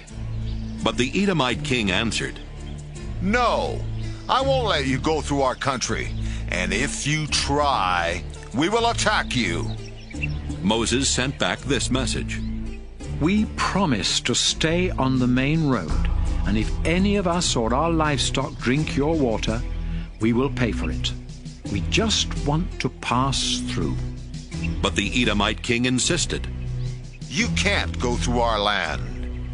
Then Edom sent out its strongest troops to keep Israel from passing through its territory. So the Israelites had to go in another direction. After the Israelites had left Kadesh and had gone as far as Mount Hor on the Edomite border, the Lord said, Aaron, this is where you will die. You and Moses disobeyed me at Meribah, and so you will not enter the land I promised the Israelites. Moses, go with Aaron and his son Eleazar to the top of the mountain. Then take Aaron's priestly robe from him and place it on Eleazar. Aaron will die there." Moses obeyed, and everyone watched as he and Aaron and Eleazar walked to the top of Mount Hor. Moses then took the priestly robe from Aaron and placed it on Eleazar. Aaron died there. When Moses and Eleazar came down, the people knew that Aaron had died, and they mourned his death for 30 days. Numbers 21. The Canaanite king of Arad lived in the southern desert of Canaan, and when he heard that the Israelites were on their way to the village of Atharim, he attacked and took some of them hostage. The Israelites prayed, "Our Lord, if you will help us defeat these Canaanites, we'll completely destroy their towns and everything in them to show that they belong to you." The Lord answered their prayer and helped them wipe out the Canaanite army and completely destroy their towns. That's why one of the towns is named Hormah, which means destroyed place. The Israelites had to go around the territory of Edom, so when they left Mount Hor, they headed south toward the Red Sea. But along the way, the people became so impatient that they complained against God and said to Moses, "Did you bring us out of Egypt just to let us die in the desert? There's no water out here, and we can't stand this awful food." Then the Lord sent poisonous snakes that bit and killed many of them. Some of the people went to Moses and admitted, "It was wrong of us to insult you and the Lord. Now please ask him to make these snakes go away." Moses prayed, and the Lord answered, "Make a snake out of bronze and place it on top of a pole. Anyone who gets bitten can look at the snake and won't die." Moses obeyed the Lord, and all of those who looked at the bronze snake lived, even though they had been bitten by the poisonous snakes. As the Israelites continued their journey to Canaan, they camped at Oboth, then at Abarim in the desert east of Moab, and then in the Zered Gorge. After that, they crossed the Arnon River Gorge and camped in the Moabite desert bordering Amorite territory. The Arnon was the border between the Moabites and the Amorites. A song in the book of the Lord's battles mentions the town of Waheb with its creeks in the territory of Suphah. It also mentions the Arnon River, with its valleys that lie alongside the Moabite border and extend to the town of Ar. From the Arnon, the Israelites went to the well near the town of Beer, where the Lord had said to Moses, "Call the people together, and I will give them water to drink." That's also the same well the Israelites sang about in this song. Let's celebrate! The well has given us water. With their royal scepters, our leaders pointed out where to dig the well. The Israelites left the desert and camped near the town of Mattanah, then at Nahaliel, and then at Bamoth. Finally, they reached the Moabite territory, where they camped near Mount Pisgah in a valley overlooking the desert north of the Dead Sea. The Israelites sent this message to King Sihon of the Amorites. "Please let us pass through your territory. We promise to stay away from your fields and vineyards, and we won't drink any water from your wells. As long as we're in your land, we won't get off the main road." But Sihon refused to let Israel travel through his land. Instead, he called together his entire army and marched into the desert to attack Israel near the town of Jahaz. Israel defeated them and took over the Amorite territory from the Arnon River Gorge in the south to the Jabbok River Gorge in the north. Beyond the Jabbok was the territory of the Ammonites, who were much stronger than Israel. The Israelites settled in the Amorite towns, including the capital city of Heshbon, with its surrounding villages. King Sihon had ruled from Heshbon after defeating the Moabites and taking over their land north of the Arnon River Gorge. That's why the Amorites had written this poem about Heshbon. "Come and rebuild Heshbon, King Sihon's capital city. His armies marched out like fiery flames, burning down the town of Ar and destroying the hills along the Arnon River. You Moabites are done for. Your god Chemosh deserted your people. They were captured, taken away by King Sihon the Amorite. We completely defeated Moab. The towns of Heshbon and Dibon, of Nophah and Medeba are ruined and gone. After the Israelites had settled in the Amorite territory, Moses sent some men to explore the town of Jazer. Later, the Israelites captured the villages surrounding it and forced out the Amorites who lived there. The Israelites headed toward the region of Bashan, where King Og ruled, and he led his entire army to Edrei to meet Israel in battle. The Lord said to Moses, "Don't be afraid of Og. I will help you defeat him and his army, just as you did King Sihon, who ruled Heshbon. Og's territory will be yours." So the Israelites wiped out Og, his family, and his entire army. There were no survivors. Then Israel took over the land of Bashan. Numbers 22. Israel moved from there to the hills of Moab, where they camped across the Jordan River from the town of Jericho. When King Balak of Moab and his people heard how many Israelites there were and what they had done to the Amorites, he and the Moabites were terrified and panicked. They said to the Midianite leaders, "That bunch of Israelites will wipe out everything in sight, like a bull eating grass in a field." So King Balak sent a message to Balaam, son of Beor, who lived among his relatives in the town of Pethor, near the Euphrates River. It said, "I need your help. A huge group of people has come here from Egypt and settled near my territory. They are too powerful for us to defeat. So would you come and place a curse on them?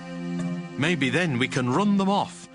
I know that anyone you bless will be successful, but anyone you curse will fail." The leaders of Moab and Midian left and took along money to pay Balaam for his work.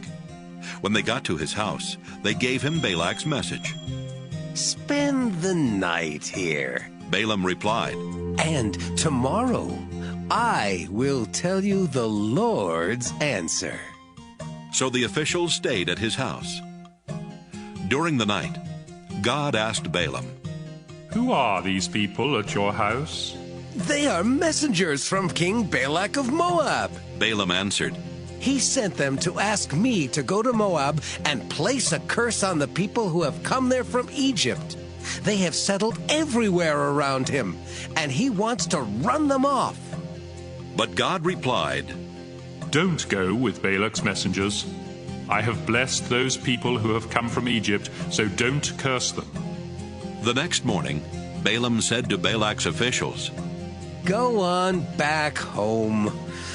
The Lord says I cannot go with you." The officials left and told Balak that Balaam refused to come.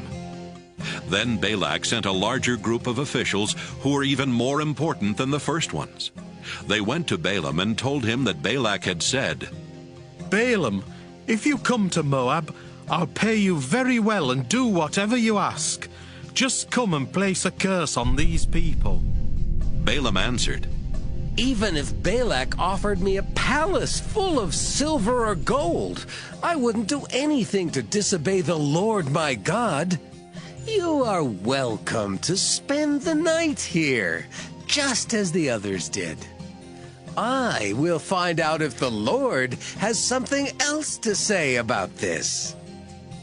That night God said, "Balaam, I'll let you go to Moab with Balak's messengers, but do only what I say." So Balaam got up the next morning and saddled his donkey, then left with the Moabite officials. Balaam was riding his donkey to Moab, and 2 of his servants were with him. But God was angry that Balaam had gone, so one of the Lord's angels stood in the road to stop him. When Balaam's donkey saw the angel standing there with a sword, it walked off the road and into an open field. Balaam had to beat the donkey to get it back on the road. Then the angel stood between 2 vineyards in a narrow path with a stone wall on each side. When the donkey saw the angel, it walked so close to one of the walls that Balaam's foot scraped against the wall. Balaam beat the donkey again. The angel moved once more and stood in a spot so narrow that there was no room for the donkey to go around. So it just lay down. Balaam lost his temper, then picked up a stick and smacked the donkey. When that happened, the Lord told the donkey to speak, and it asked Balaam, "What have I done to you that made you beat me 3 times?" You made me look stupid, Balaam answered. If I had a sword, I'd kill you here and now. "But you're my owner," replied the donkey. "and you've ridden me many times. Have I ever done anything like this before?" No, Balaam admitted. Just then, the Lord let Balaam see the angel standing in the road, holding a sword, and Balaam bowed down. The angel said, You had no right to treat your donkey like that. I was the one who blocked your way, because I don't think you should go to Moab. If your donkey had not seen me and stopped those 3 times, I would have killed you and let the donkey live. Balaam replied, I was wrong. I didn't know you were trying to stop me. If you don't think I should go, I'll return home right now. It's all right for you to go, the Lord's angel answered. But you must say only what I tell you. So Balaam went on with Balak's officials. When Balak heard that Balaam was coming, he went to meet him at the town of which is on the northern border of Moab. Balak asked, Why didn't you come when I invited you the first time? Did you think I wasn't going to pay you? I'm here now, Balaam answered. But I will say only what God tells me to say. They left and went to the town of Kiriath-Huzoth, where Balak sacrificed cattle and sheep and gave some of the meat to Balaam and the officials who were with him. The next morning, Balak took Balaam to the town of Bamoth Baal. From there, Balaam could see some of the Israelites. Numbers 23. Balaam said to Balak, Build 7 altars here, then bring 7 bulls and 7 rams. After Balak had done this, they sacrificed a bull and a ram on each altar. Then Balaam said, Wait here beside your offerings, and I'll go somewhere to be alone. Maybe the Lord will appear to me. If he does, I will tell you everything he says. And he left. When God appeared to him, Balaam said, I have built 7 altars and have sacrificed a bull and a ram on each one. The Lord gave Balaam a message, then sent him back to tell Balak. When Balaam returned, he found Balak and his officials standing beside the offerings. Balaam said, King Balak of Moab brought me from the hills of Syria to curse Israel and announce its doom. But I can't go against God. He did not curse or condemn Israel. From the mountain peaks I look down and see Israel, the obedient people of God. They are living alone in peace. And though they are many, they don't bother the other nations.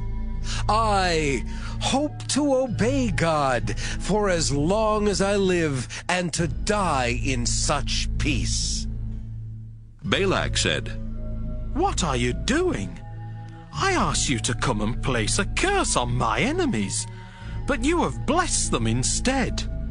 Balaam answered, I can say only what the Lord tells me. Balak said to Balaam, Let's go somewhere else. Maybe if you see a smaller part of the Israelites, you will be able to curse them for me. So he took Balaam to a field on top of Mount Pisgah, where lookouts were stationed. Then he built 7 altars there and sacrificed a bull and a ram on each one. Wait here beside your offerings, Balaam said. The Lord will appear to me over there. The Lord appeared to Balaam and gave him another message. Then he told him to go and tell Balak. Balaam went back and saw him and his officials standing beside the offerings.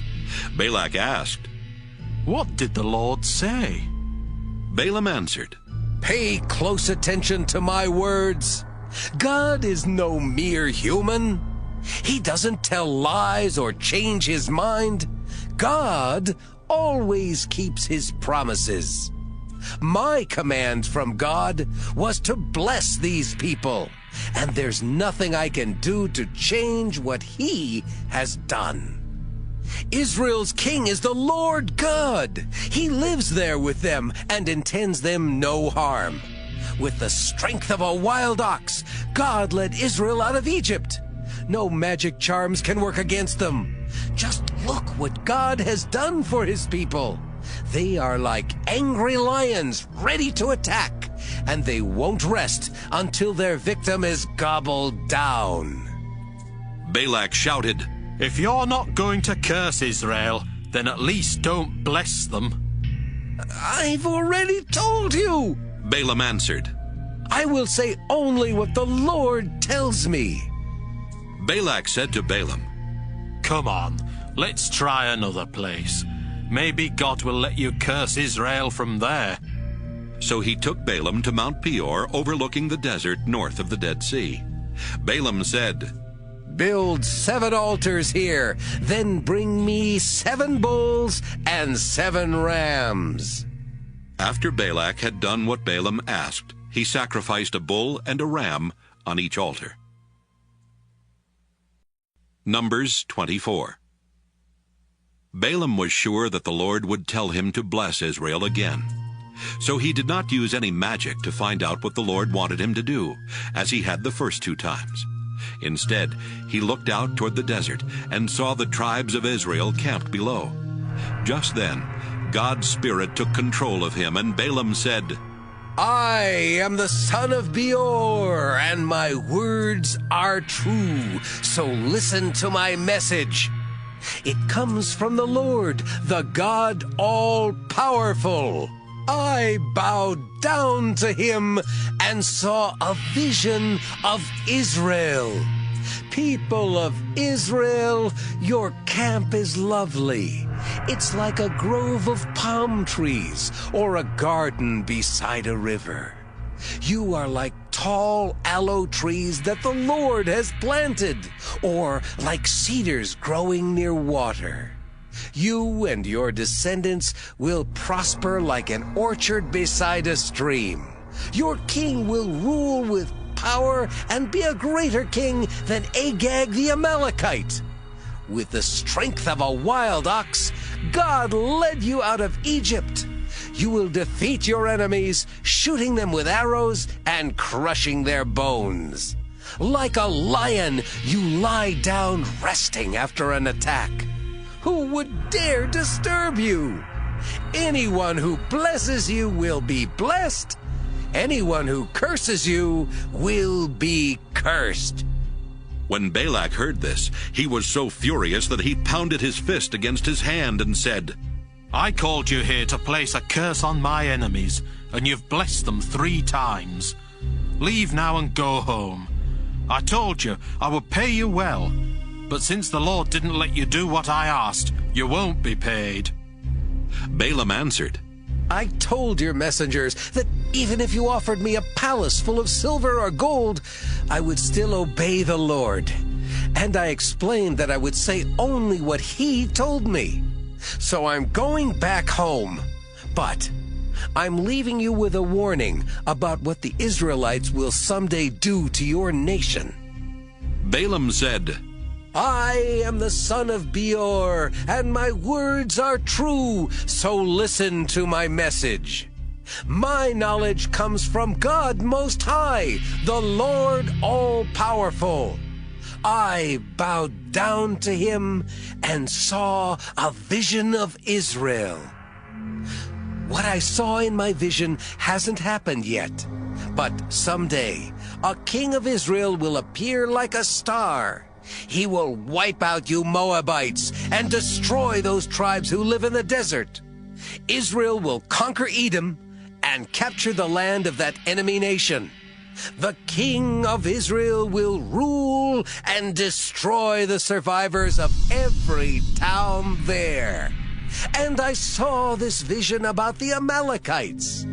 Their nation is now great, but it will someday disappear forever. And this is what I saw about the Kenites. They think they're safe living among the rocks, but they will be wiped out when Assyria conquers them. No one can survive if God plans destruction. Ships will come from Cyprus, bringing people who will invade the lands of Assyria and Eber. But finally, Cyprus itself will be ruined. After Balaam finished, he started home, and Balak also left. Numbers 25. While the Israelites were camped at Acacia, some of the men had sex with Moabite women. These women then invited the men to ceremonies where sacrifices were offered to their gods. The men ate the meat from the sacrifices and worshipped the Moabite gods. The Lord was angry with Israel because they had worshipped the god Baal Peor. So he said to Moses, "Take the Israelite leaders who are responsible for this and have them killed in front of my sacred tent where everyone can see. Maybe then I will stop being angry with the Israelites." Moses told Israel's officials, "Each of you must put to death any of your men who worship Baal." Later, Moses and the people were at the sacred tent crying when one of the Israelite men brought a Midianite woman to meet his family. Phinehas, the grandson of Aaron the priest, saw the couple and left the crowd. He found a spear and followed the man into his tent, where he ran the spear through the man and into the woman's stomach. The Lord immediately stopped punishing Israel with a deadly disease, but 24,000 Israelites had already died. The Lord said to Moses, "In my anger I would have wiped out the Israelites if Phinehas had not been faithful to me. But instead of punishing them, I forgave them.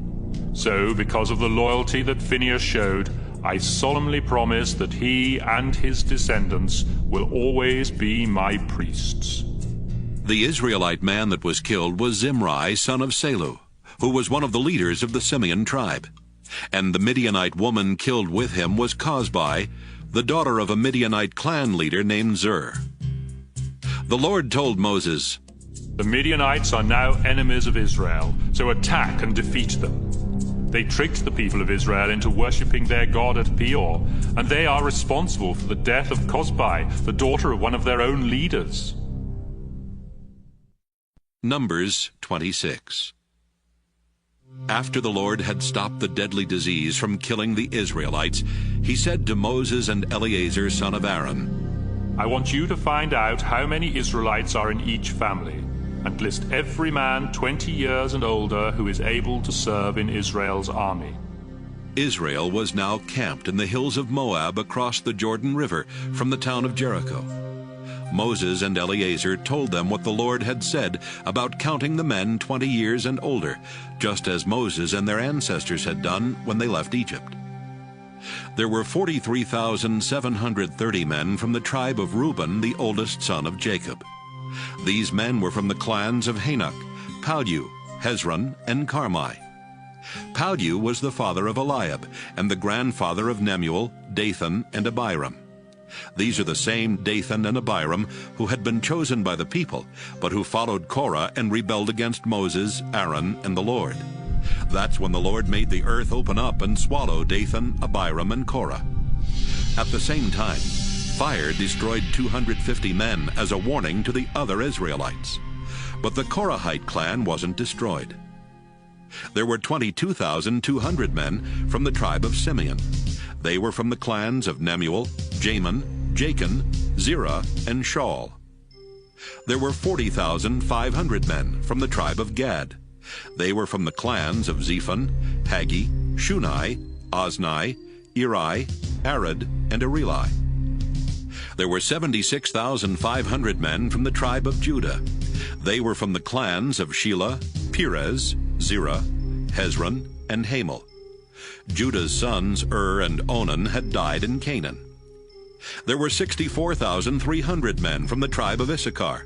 They were from the clans of Tola, Puvah, Jashub, and Shimron. There were 60,500 men from the tribe of Zebulun. They were from the clans of Sered, Elon, and Jaleel. There were 52,700 men from the tribe of Manasseh, son of Joseph.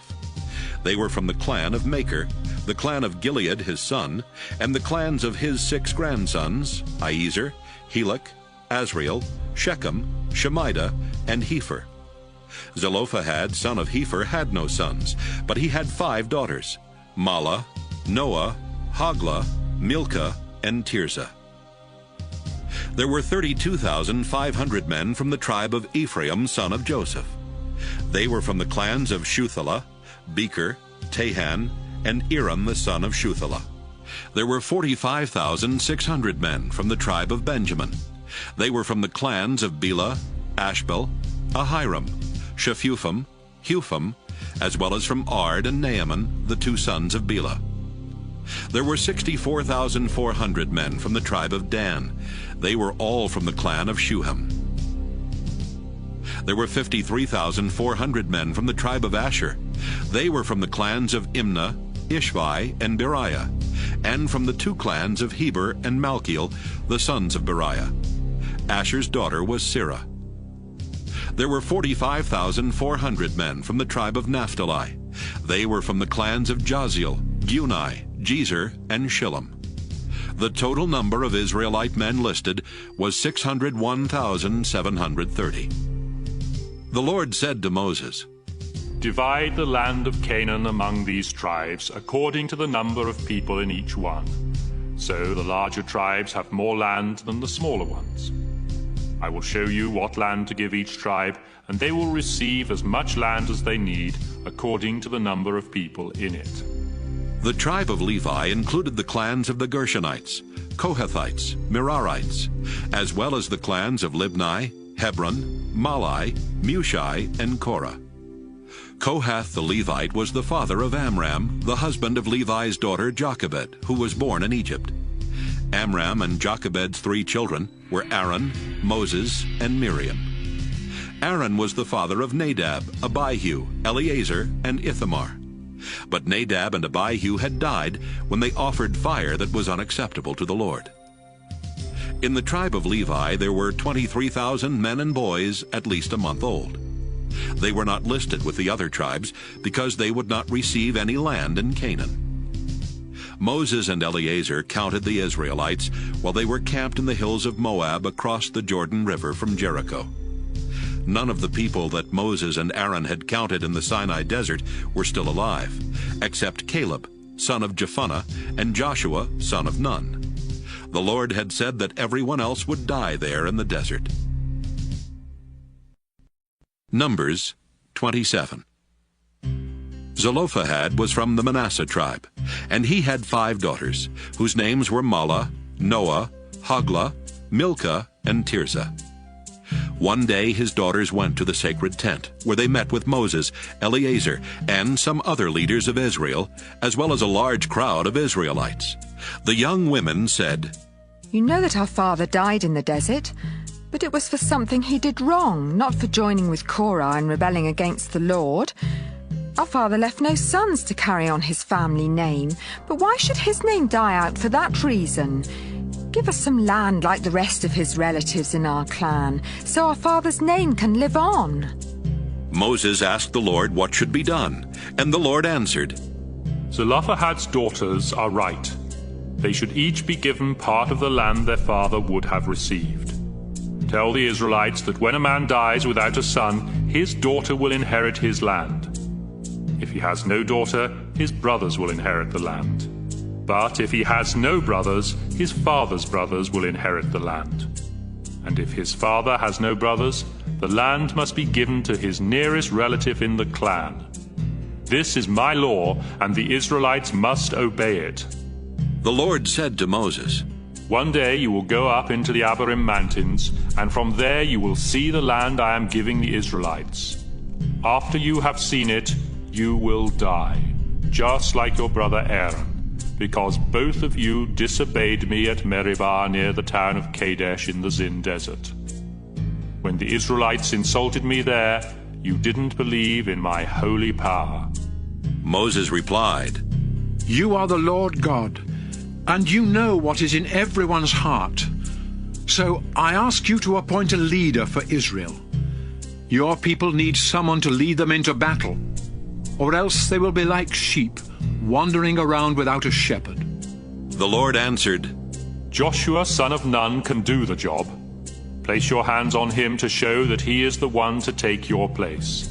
Then go with him and have him stand in front of Eleazar the priest and the Israelites. Appoint Joshua as their new leader and tell them they must now obey him just as they obey you. But Joshua must depend on Eleazar to find out from me what I want him to do as he leads Israel into battle. Moses followed the Lord's instructions and took Joshua to Eleazar and the people. Then he placed his hands on Joshua and appointed him Israel's leader. Numbers 28. The Lord told Moses to say to the people of Israel, Offer sacrifices to me at the appointed times of worship, so that I will smell the smoke and be pleased. Each day offer 2 rams a year old as sacrifices to please me. The animals must have nothing wrong with them. One will be sacrificed in the morning and the other in the evening. Along with each of them, 2 pounds of your finest flour mixed with a quart of olive oil must be offered as a grain sacrifice. This sacrifice to please me was first offered on Mount Sinai.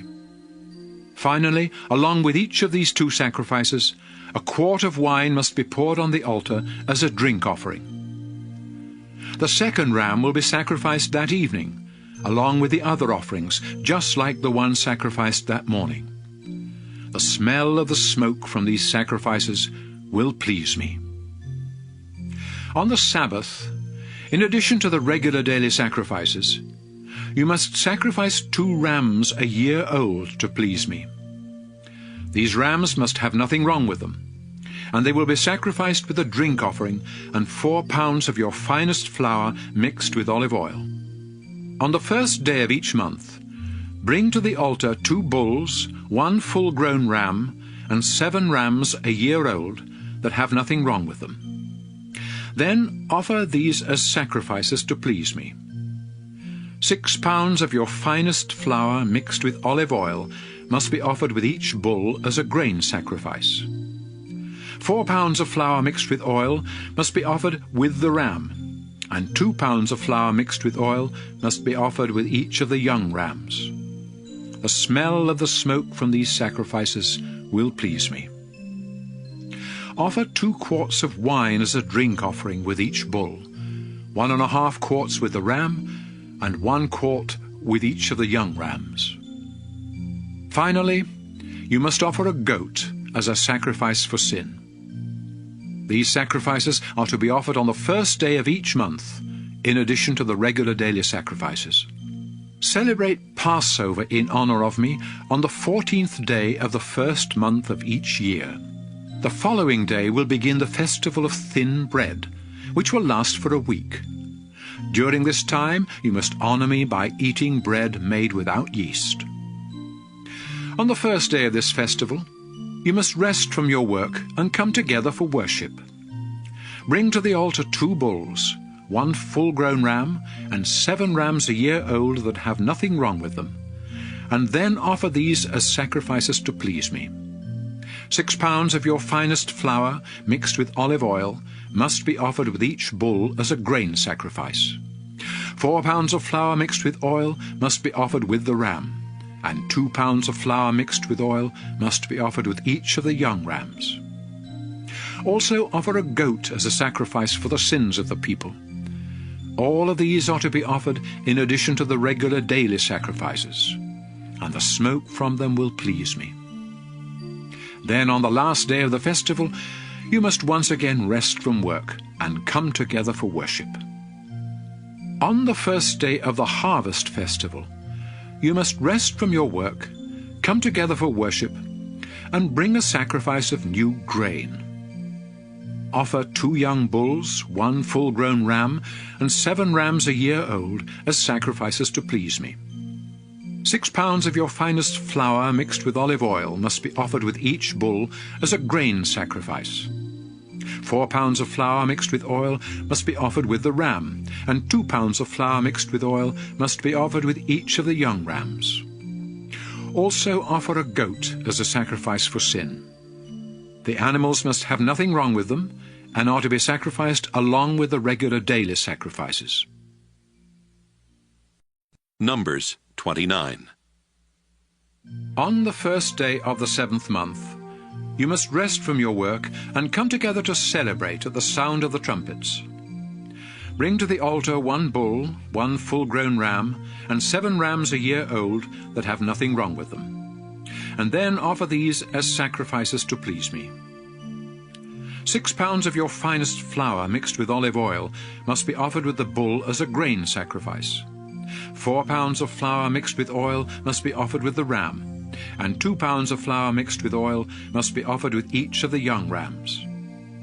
You must also offer a goat as a sacrifice for sin. These sacrifices will be made in addition to the regular daily sacrifices and the sacrifices for the first day of the month. The smoke from these sacrifices will please me. The 10th day of the 7th month is the great day of forgiveness. On that day you must rest from all work and come together for worship. Show sorrow for your sins by going without food, and bring to the altar 1 young bull, 1 full-grown ram, and 7 rams a year old that have nothing wrong with them. Then offer these as sacrifices to please me. 6 pounds of your finest flour mixed with olive oil must be offered with the bull as a grain sacrifice. 4 pounds of flour mixed with oil must be offered with the ram, and 2 pounds of flour mixed with oil must be offered with each of the young rams. A goat must also be sacrificed for the sins of the people. You will offer these sacrifices in addition to the sacrifice to ask forgiveness and the regular daily sacrifices. Beginning on the 15th day of the 7th month, and continuing for 7 days, everyone must celebrate the festival of shelters in honor of me. On the first day, you must rest from your work and come together for worship. Bring to the altar 13 bulls, 2 full-grown rams, and 14 rams a year old that have nothing wrong with them. Then offer these as sacrifices to please me.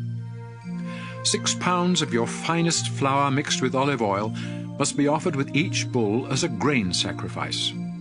4 pounds of flour mixed with oil must be offered with each of the rams, and 2 pounds of flour mixed with oil must be offered with each of the young rams.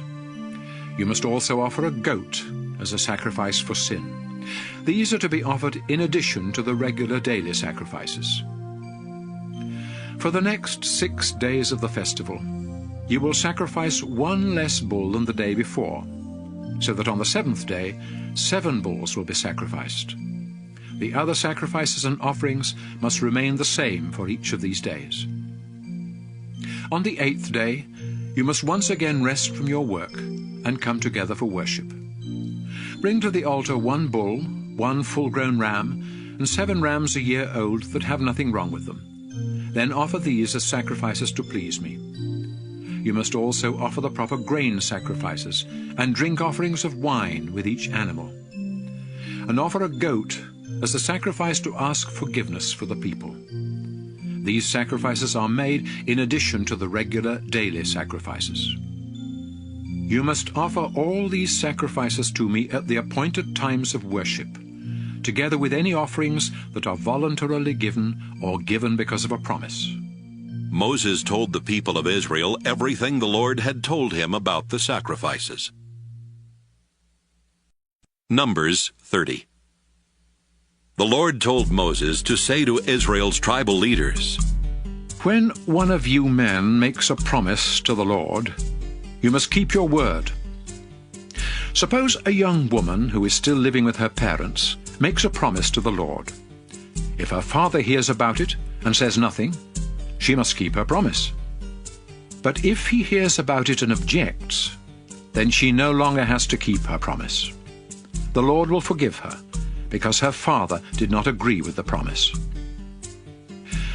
Suppose a woman makes a promise to the Lord and then gets married. If her husband later hears about the promise, but says nothing, she must do what she said, whether she meant it or not. But if her husband hears about the promise and objects, she no longer has to keep it, and the Lord will forgive her. Widows and divorced women must keep every promise they make to the Lord. Suppose a married woman makes a promise to the Lord. If her husband hears about the promise and says nothing, she must do what she said. But if he hears about the promise and does object, she no longer has to keep it. The Lord will forgive her, because her husband would not allow her to keep the promise. Her husband has the final say about any promises she makes to the Lord.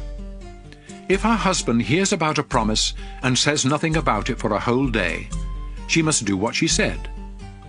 Since he did not object, the promise must be kept.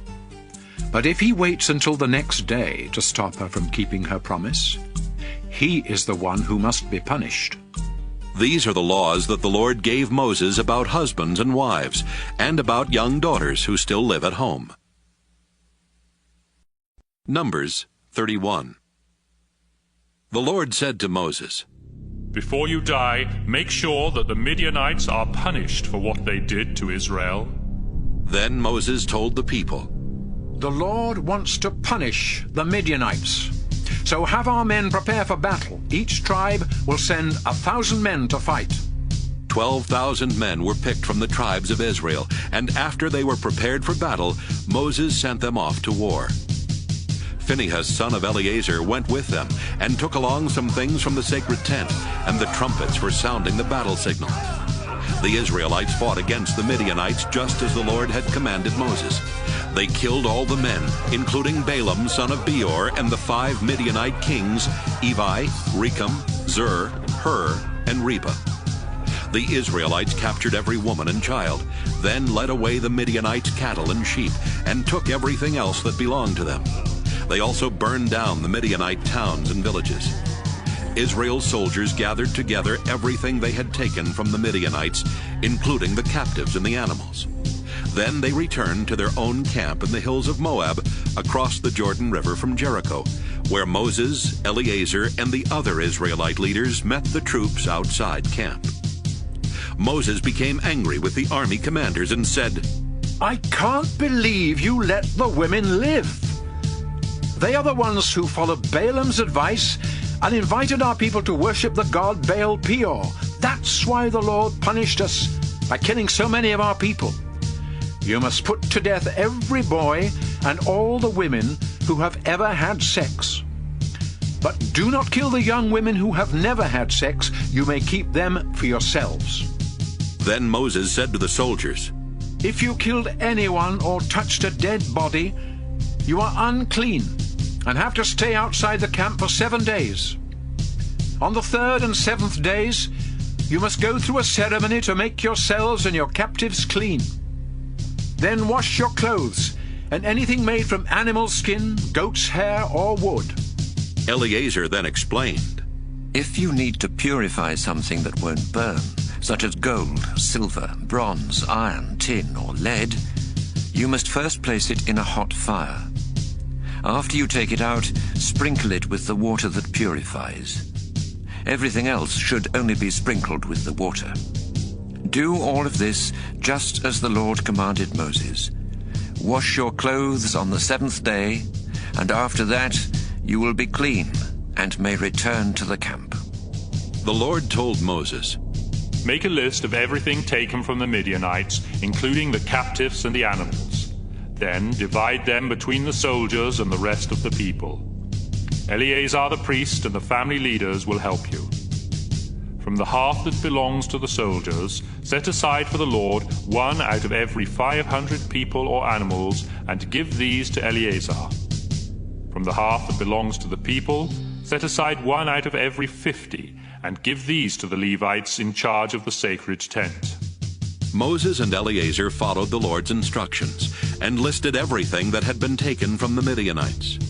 The list included 675,000 sheep and goats, 72,000 cattle, 61,000 donkeys, and 32,000 young women who had never had sex.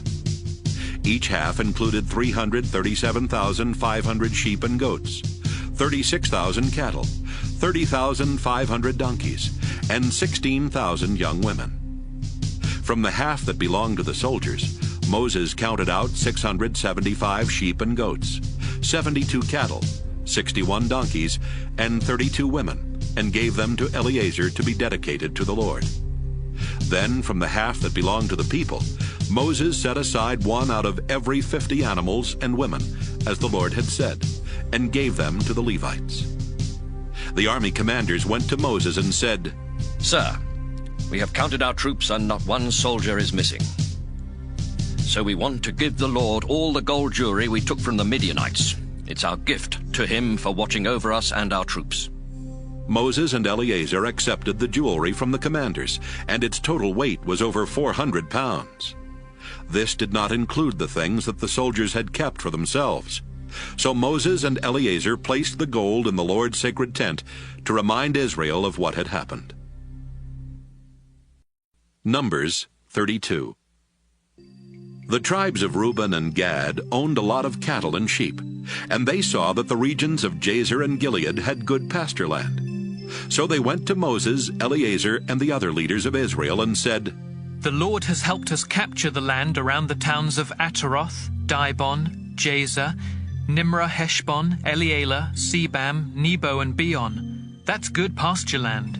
And since we own cattle and sheep, would you let us stay here east of the Jordan River and have this land as our own?" Moses answered, "You mean you'd stay here while the rest of the Israelites go into battle? If you did that, it would discourage the others from crossing over into the land the Lord promised them. This is exactly what happened when I sent your ancestors from Kadesh Barnea to explore the land. They went as far as Eshcol Valley, then returned and told the people that we should not enter it. The Lord became very angry, and he said that no one who was 20 years or older when they left Egypt would enter the land he had promised to Abraham, Isaac, and Jacob. Not one of those people believed in the Lord's power, except Caleb and Joshua.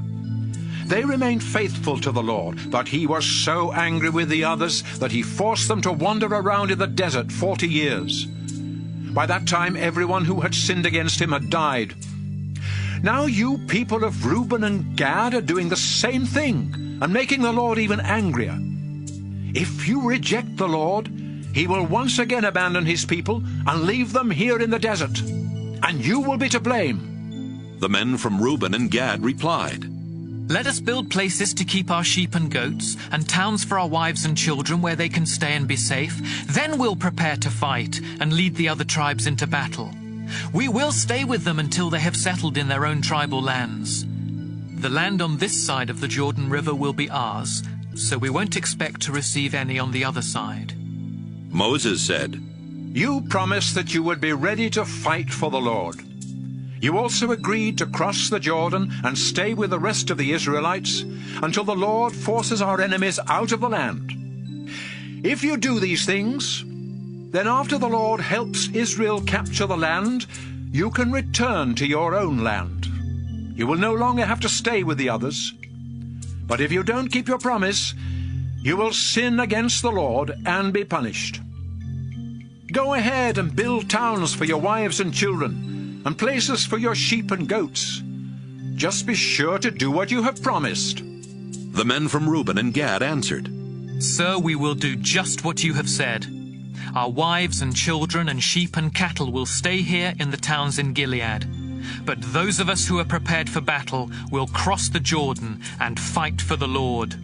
Then Moses said to Eleazar, Joshua, and the family leaders, "Make sure that the tribes of Gad and Reuben prepare for battle and cross the Jordan River with you.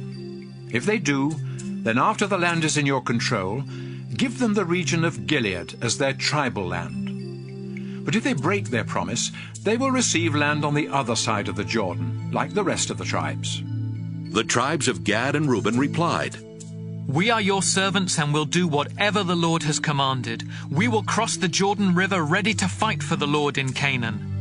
But the land we will inherit as our own will be on this side of the river." So Moses gave the tribes of Gad, Reuben, and half of Manasseh the territory and towns that King Sihon the Amorite had ruled, as well as the territory and towns that King Og of Bashan had ruled. The tribe of Gad rebuilt the towns of Dibon, Adaroth, Aroer, Atroth-Shophan, Jazer, Jogbehah, Beth-Nimrah, and Beth-Haran. They built walls around them and also built places to keep their sheep and goats. The tribe of Reuben rebuilt Heshbon, Elealeh, Kiriathaim, Sibmah, as well as the towns that used to be known as Nebo and Baal-Meon. They renamed all those places. The clan of Machir from the tribe of East Manasseh went to the region of Gilead, captured its towns, and forced out the Amorites. So Moses gave the Machirites the region of Gilead, and they settled there. Jair from the Manasseh tribe captured villages and renamed them villages of Jair. Nobah captured the town of Kenath with its villages and renamed it Nobah. Numbers 33. As Israel traveled from Egypt under the command of Moses and Aaron, Moses kept a list of the places they camped, just as the Lord had instructed. Here is the record of their journey. Israel left the Egyptian city of Ramesses on the 15th day of the first month. This was the day after the Lord had punished Egypt's gods by killing the firstborn sons in every Egyptian family. So while the Egyptians were burying the bodies, they watched the Israelites proudly leave their country. After the Israelites left Ramesses, they camped at Succoth, and from there they moved their camp to Etham on the edge of the desert. Then they turned back toward Pi-hahiroth, east of Baal-zephon, and camped near Migdol. They left Pi-hahiroth, crossed the Red Sea, then walked 3 days into the Etham desert and camped at Marah. Next, they camped at Elim, where there were 12 springs of water and 70 palm trees. They left Elim and camped near the Red Sea, then turned east and camped along the western edge of the Sinai desert. From there, they went to Dophkah, Alush, and Rephidim, where they had no water. They left Rephidim and finally reached the Sinai desert.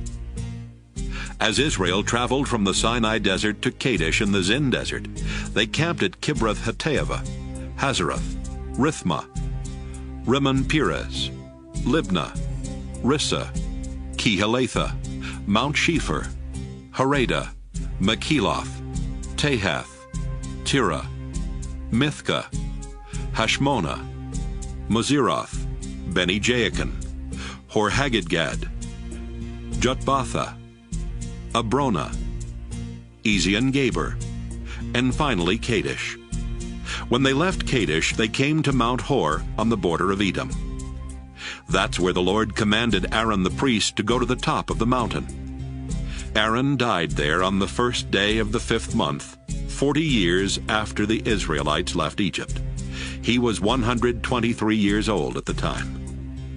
It was then that the Canaanite king of Arad, who lived in the southern desert of Canaan, heard that Israel was headed that way. The Israelites left Mount Hor and headed toward Moab. Along the way, they camped at Zalmonah, Punon, Oboth, Aya-Abarim in the territory of Moab, Dibon-Gad, Almon-Diblathaim, at a place near Mount Nebo in the Abarim Mountains, and finally in the lowlands of Moab across the Jordan River from Jericho. Their camp stretched from Beth-Jeshemoth to Acacia.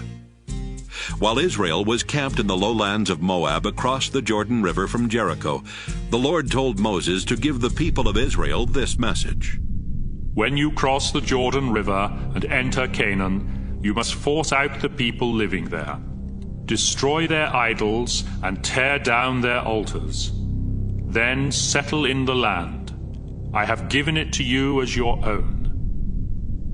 I will show you how to divide the land among the tribes according to the number of clans in each one, so that the larger tribes will have more land than the smaller ones. If you don't force out all the people there, they will be like pointed sticks in your eyes and thorns in your back. They will always be trouble for you, and I will treat you as cruelly as I planned on treating them. Numbers 34. The Lord told Moses to tell the people of Israel that their land in Canaan would have the following borders. The southern border will be the Zin Desert and the northwest part of Edom. This border will begin at the south end of the Dead Sea. It will go west from there, but will turn southward to include Scorpion Pass, the village of Zin, and the town of Kadesh Barnea. From there, the border will continue to Hazar Adar and on to Asmon. It will run along the Egyptian Gorge and end at the Mediterranean Sea. The western border will be the Mediterranean Sea. The northern border will begin at the Mediterranean, then continue eastward to Mount Hor. After that, it will run to Lebo Hamath and across to Zedad, which is the northern edge of your land. From Zedad, the border will continue east to Ziphron and end at Hazar Enan. The eastern border will begin at Hazar Enan in the north, then run south to Shepham, and on down to Riblah on the east side of Ain. From there it will go south to the eastern hills of Lake Galilee, then follow the Jordan River down to the north end of the Dead Sea. The land within these four borders will belong to you. Then Moses told the people, You will receive the land inside these borders. It will be yours, but the Lord has commanded you to divide it among the 9.5 tribes. The tribes of Reuben, Gad, and East Manasseh have already been given their land across from Jericho, east of the Jordan River. The Lord said to Moses, Eleazar the priest and Joshua son of Nun will divide the land for the Israelites. One leader from each tribe will help them, and here is the list of their names. Caleb son of Jephunneh from Judah, Shemuel son of Ammihud from Simeon, Elidad son of Chislon from Benjamin, Buckai son of Joglai from Dan, Hanael son of Ephod from Manasseh, Kemuel son of Shiftan from Ephraim, Elizaphan son of Parnak from Zebulun, Paltiel son of Azan from Issachar, Ahiud son of Shalomai from Asher, and Pedahel son of Ammihud from Naphtali. These are the men the Lord commanded to help Eleazar and Joshua divide the land for the Israelites. Numbers 35. While the people of Israel were still camped in the lowlands of Moab across the Jordan River from Jericho, the Lord told Moses to say to them, When you receive your tribal lands, you must give towns and pastures to the Levi tribe. That way the Levites will have towns to live in and pastures for their animals. The pasture around each of these towns must be in the shape of a square, with the town itself in the center. The pasture is to measure 3,000 feet on each side, with 1,500 feet of land outside each of the town walls. This will be the Levites' pasture land. 6 of the towns you give them will be safe towns, where a person who has accidentally killed someone can run for protection. But you will also give the Levites 42 other towns, so they will have a total of 48 towns with their surrounding pastures. Since the towns for the Levites must come from Israel's own tribal lands, the larger tribes will give more towns than the smaller ones. The Lord then told Moses to tell the people of Israel, After you have crossed the Jordan River and are settled in Canaan, choose safe towns where a person who has accidentally killed someone can run for protection.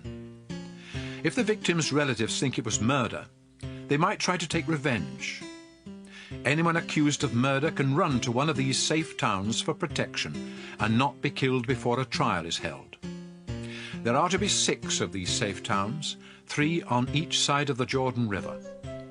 They will be places of protection for anyone who lives in Israel and accidentally kills someone. Suppose you hit someone with a piece of iron or a large stone or a dangerous wooden tool. If that person dies, then you are a murderer and must be put to death by one of the victim's relatives. He will take revenge for his relative's death as soon as he finds you. Or suppose you get angry and kill someone by pushing or hitting or by throwing something. You are a murderer and must be put to death by one of the victim's relatives. But if you are not angry and accidentally kill someone in any of these ways, The townspeople must hold a trial and decide if you are guilty. If they decide that you are innocent, you will be protected from the victim's relative and sent to stay in one of the safe towns until the high priest dies. But if you ever leave the safe town and are killed by the victim's relative, he cannot be punished for killing you. You must stay inside the town until the high priest dies. Only then can you go back home. The community of Israel must always obey these laws. Death is the penalty for murder, but no one accused of murder can be put to death unless there are at least 2 witnesses to the crime. You cannot give someone money to escape the death penalty. You must pay with your own life. And if you have been proven innocent of murder and are living in a safe town, you cannot pay to go back home. You must stay there until the high priest dies. I, the Lord, live among you people of Israel, so your land must be kept pure. But when a murder takes place, blood pollutes the land and it becomes unclean.